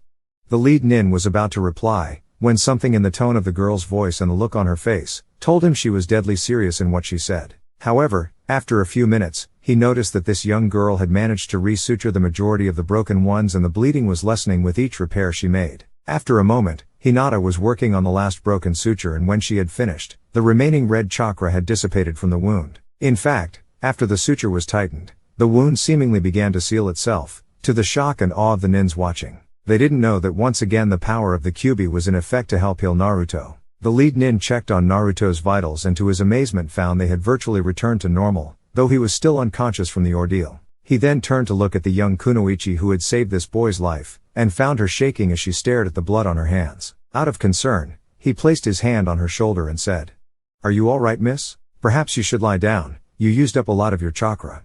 Hinata barely registered the doctor's touch and words, as she continued to stare at the blood on her hands when something snapped in her mind, and she pushed the nin's hand off her shoulder and angrily said, "No, I'm not all right, and I don't want to lie down. I want to know how this happened." "I'm not sure I'm authorized to discuss this patient's medical treatment with you, miss," the nin replied. "I'm authorizing, doctor. I am the firstborn and future head of the Hyuga clan, and a personal friend of the Hokage. You will tell me what's going on, unless you would like to explain to Lady Tsunade why you withheld the information from me," Hinata said in a voice filled with anger, but also with authority. While the lead nin silently debated what to do, the nurse next to him spoke up and said, "We don't know what happened. A young pink-haired girl was here visiting with Naruto, when we heard a scream and came in to find him unconscious and bleeding badly." "The pink-haired girl, where did she go?" Hinata asks in a voice teeming with rage. "She went to go get the Hokage for assistance. The lead nin answered. "That's all I need to know," Hinata replied, as she raced out of the room hot on Sakura's heels. As Sakura arrived at the doorway of Lady Tsunade's office, she paused a moment to catch her breath. Her legs were on fire from the sprint to the office, and felt as though they could give way at any moment. Ignoring the pain, Sakura began reaching for the doorknob to enter when she froze at the sound of her name being shouted by the Hokage speaking to someone. "None of you is willing to accept Sakura as a student on your team?" "Hokage-sama, it is not that I am not willing to accept Sakura. The girl indeed has great potential as a shinobi. However, your predecessor asked me to develop a cohesive fighting team that is able to maximize their abilities with one another. The addition of another person into my team would disrupt all the training I have done to achieve that cohesive unity and weaken their fighting ability as a unit. And quad. Guy Mito solemnly says. "And you, Asuma, what reason do you have?" Tsunade asks. "My team was specifically chosen by Hokage Sarutobi to become as formidable strike team as their father's team was. If you recall, Lady Tsunade, all three of my students' fathers formed one of the most deadly three-man attack squads this village has ever seen. The addition of a fourth member would be like Guy said with his team. It would ruin all the training they have gone through to work effectively together as a fighting unit. Besides, I already have one spoiled diva on my squad in Ino. I have no desire to add another in Sakura. And quad. Asuma calmly replies. "You damn men are such a pain in the ass at times. What about you, Kurenai?" Tsunade asks the lone Jounin Kunoichi. "I'm sorry, Hokage-sama, I too must decline. I fear that there are extenuating circumstances involved with my team that would prevent Sakura from being accepted as a member. And quad. Kurenai politely says. "Extenuating circumstances, what the hell are you talking about?" Tsunade demandingly asks. At that moment, Sakura remembered why she was there and cursed at herself for pausing while she overheard this conversation. Immediately, she burst into the office to the shock of everyone inside and frantically shouted. "Lady Tsunade, you must come quickly. Naruto is in trouble." Sakura, calm down. "What are you doing here? What did you say about Naruto?" Tsunade says to the panicked Kunoichi. "I apologize, Hokage-sama, I was visiting Naruto and his wound reopened. The medic nin sent me to get you. He is unable to repair the sutures and Naruto is bleeding to death right now." Sakura quickly replies, the fear and panic evident in her voice. "Oh God, no. Tell me quickly, Sakura, what happened?" Tsunade asks in a voice teeming with anguish. I don't know, Lady Tsunade. It seems to have something to do with this strange red chakra that is leaking from his wound. The doctors were unable to do anything to combat it and sent me to find you. Please, Hokage-sama, you must hurry. They said he doesn't have much time without your assistance." Sakura answers, her voice laden with desperation. Yes, I understand. Sakura, grab that medical bag by the door and bring it to me. We'll leave at once, the rest of you, this meeting is adjourned. And quad. Tsunade anxiously says. As Sakura picks up the bag and begins walking towards the Hokage, a certain white-eyed indigo-colored hair girl appears at the doorway a few feet behind her and shouts with murderous rage, "Sakura!" Which was quickly followed by another shout of Byakugan. As she charged at the pink-haired kunoichi, Sakura automatically turned around at the sound of her name, only to see a chakra-filled hand heading directly towards her chest. She barely twisted her body in time to prevent the blow from hitting her heart chakra line. Even so, when the strike impacted her chest, the right side of her body immediately went numb from head to toe and she crumpled to a heap on the floor. As Hinata raised her arm to deliver another crushing blow, Kurenai appeared behind the Hyuga princess and pinned the girl's arms behind her back and shouted, "Hinata, what are you doing? Stop this. Control yourself, you could have killed Sakura." "Let me go, sensei. This whore did something to Naruto. He was fine yesterday, and one visit from her and he almost dies again. I don't care if she dies. If I wasn't so drained of chakra from saving Naruto, my first blow would have done the job. She deserves what she is coming." Hinata screams with vengeance for everyone to hear. Sakura could barely look up, but what she saw scared her immensely. The look on Hinata's face told her that this girl was ready to kill her, and there was nothing she could do about it. Needless to say, the other Jounin, Tsunade and Shizune were shocked beyond words that this was the same sweet Hinata that they knew, who was saying and doing what they had just seen. Lady Tsunade finally gathered herself enough to order the young kunoichi to cease and explain how Naruto is. "Naruto isn't going to die, Lady Tsunade," Hinata answers, as she glares at Sakura while still struggling to break free of her sensei's grasp. "I was able to re-suture his wound and the red chakra that was leaking from it is contained again. He's unconscious, but I think he'll be alright. No, thanks to this slut," Hinata says with venom as she turns back towards Sakura and continues. "What did you do to Naruto, Sakura? What was it? Did you decide that since your scumbag traitor of a boyfriend couldn't kill Naruto, that you would finish the job for him? I hate you, Sakura. You were so lucky to have someone as good and kind and loving as Naruto to care about you. But all you could see was that unfeeling Uchiha bastard who never did anything for you, and not who was right there by your side always. All Naruto's ever done is love you and try to be your friend. You on the other hand have done nothing but insult, bully and abuse him whenever you could. Tell me, Sakura, how many times has Naruto saved your life? In return, did you ever show him any gratitude or kindness for risking his life for you or your team boyfriend? No, you didn't, you selfish bitch. The only thing you ever cared about was you and Sasuke. I wish Naruto would show me the kind of love and caring he gave to you, because I certainly wouldn't be stupid enough to throw it away over some traitor who never gave a damn about you anyways. Hinata, if you feel this way about Naruto, why haven't you told him?" Kurenai shouts at her student. Hinata stopped struggling after hearing her sensei's words and looked up towards her teacher with tears in her eyes and said, "You're right, sensei. I've waited too long and been too afraid of doing that, but I can't wait any longer. Naruto needs to know how I feel. I won't watch him almost die anymore without him knowing." Hinata then deactivated her Byakugan, and Kurenai slowly released her arms and Hinata quietly bowed to the Hokage and apologized before making her way towards the door. As she was about to leave, she turned around and glared at Sakura once more before saying, "Stay away from Naruto, Sakura. You've done enough to hurt him. I swear if you ever hurt him again in any way, I'll kill you." Hinata then exited the room, leaving a stunned group of people behind in her wake trying to grasp what they just experienced. After a moment, Kurenai spoke up and said to Lady Tsunade, "Does that qualify as an extenuating circumstance, Hokage-sama?" "Yeah, Kurenai, I guess it does. And quad." Lady Tsunade replies as she secretly revels in the fact that someone cares about and loves her grandson as much as she does. Her attention then turns back to Sakura, who is still on the floor, paralyzed on the right side of her body. Tsunade turns to her assistant Shizune and says, "Shizune, please help Sakura, and reverse the chakra point Hinata struck on her, so she can move again." "No, I will not." Shizune angrily answers back, as she looks at the Hokage with disdain. "Shizune, what do you mean you won't help her?" Tsunade asks, surprised at her assistant's response. "You know exactly why I won't help her. I can't believe you would dare ask me to do such a thing. As far as I'm concerned, I'm sorry the Hyuga girl wasn't able to finish the job," Shizune says with malevolence, as she storms out of the office, leaving the Jounins and Hokage even more stunned than before. As Lady Tsunade watched her friend leave, she silently berated herself as she remembered the reason why Shizune would refuse her request. She would apologize to her assistant later for her stupid forgetfulness. But right now, everyone seemed to need a cooling off period. She looked back to Sakura and sighed before saying, "I need a drink." Here. Asuma exclaims. "Who said you were invited, Asuma? Get out and go train your expert fighting team." Tsunade sarcastically says to the bearded Jounin. "Yes, Hokage-sama, we'll leave immediately. And quad," Asuma replies, as if speaking for all the Jounin in the room. No Asuma, Guy and Kurenai may stay, you leave now. Tsunade, annoyed at his response, says, as she slumps down into her chair. As you wish, Lady Tsunade. And quat. Asuma quietly replies as he exits the room. I appreciate the offer of a drink, Hokage-sama, but I refrain from alcohol as I feel it would hinder my dynamic energy. And quat. Guy says to Tsunade. Not to worry, Guy, you weren't going to be staying either. Take Sakura to the hospital and see that the medic nins take care of her. And quat. Tsunade replies. Consider it done, Lady Tsunade. Come, young Kunoichi, you're in for a treat, as you get to experience the legendary speed of Guy Mito. I'll have you at the hospital in no time. The green-clad Jounin says, as he picks Sakura up in his arms and speeds out the door.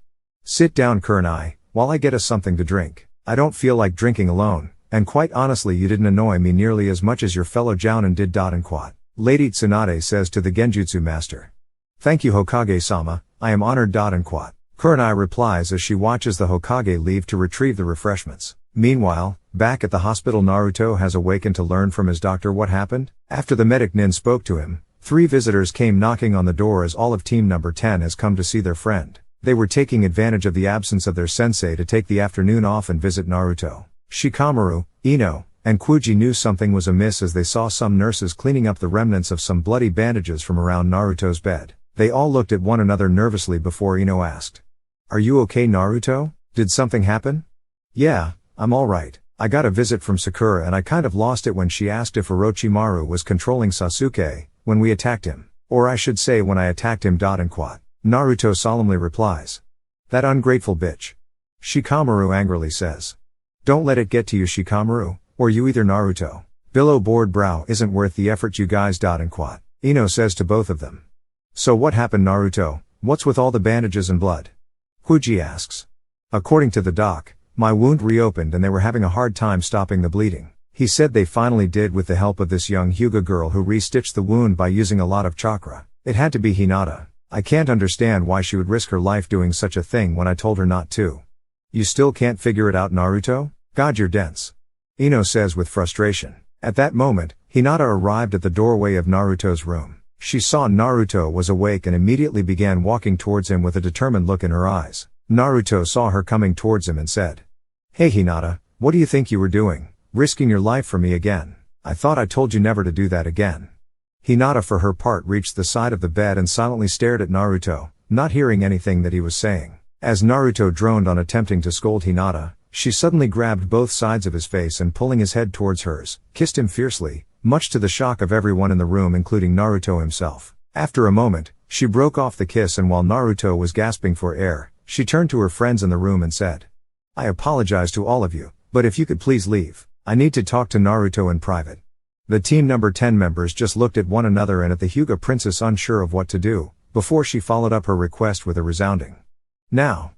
Sure thing Hinata, we got to go. Come on guys. Ino stammers, as she begins to quickly push her teammates out the door. Hinata then turned back to a stunned Naruto who was looking at her with puzzlement and said. Naruto, we need to talk. And quat.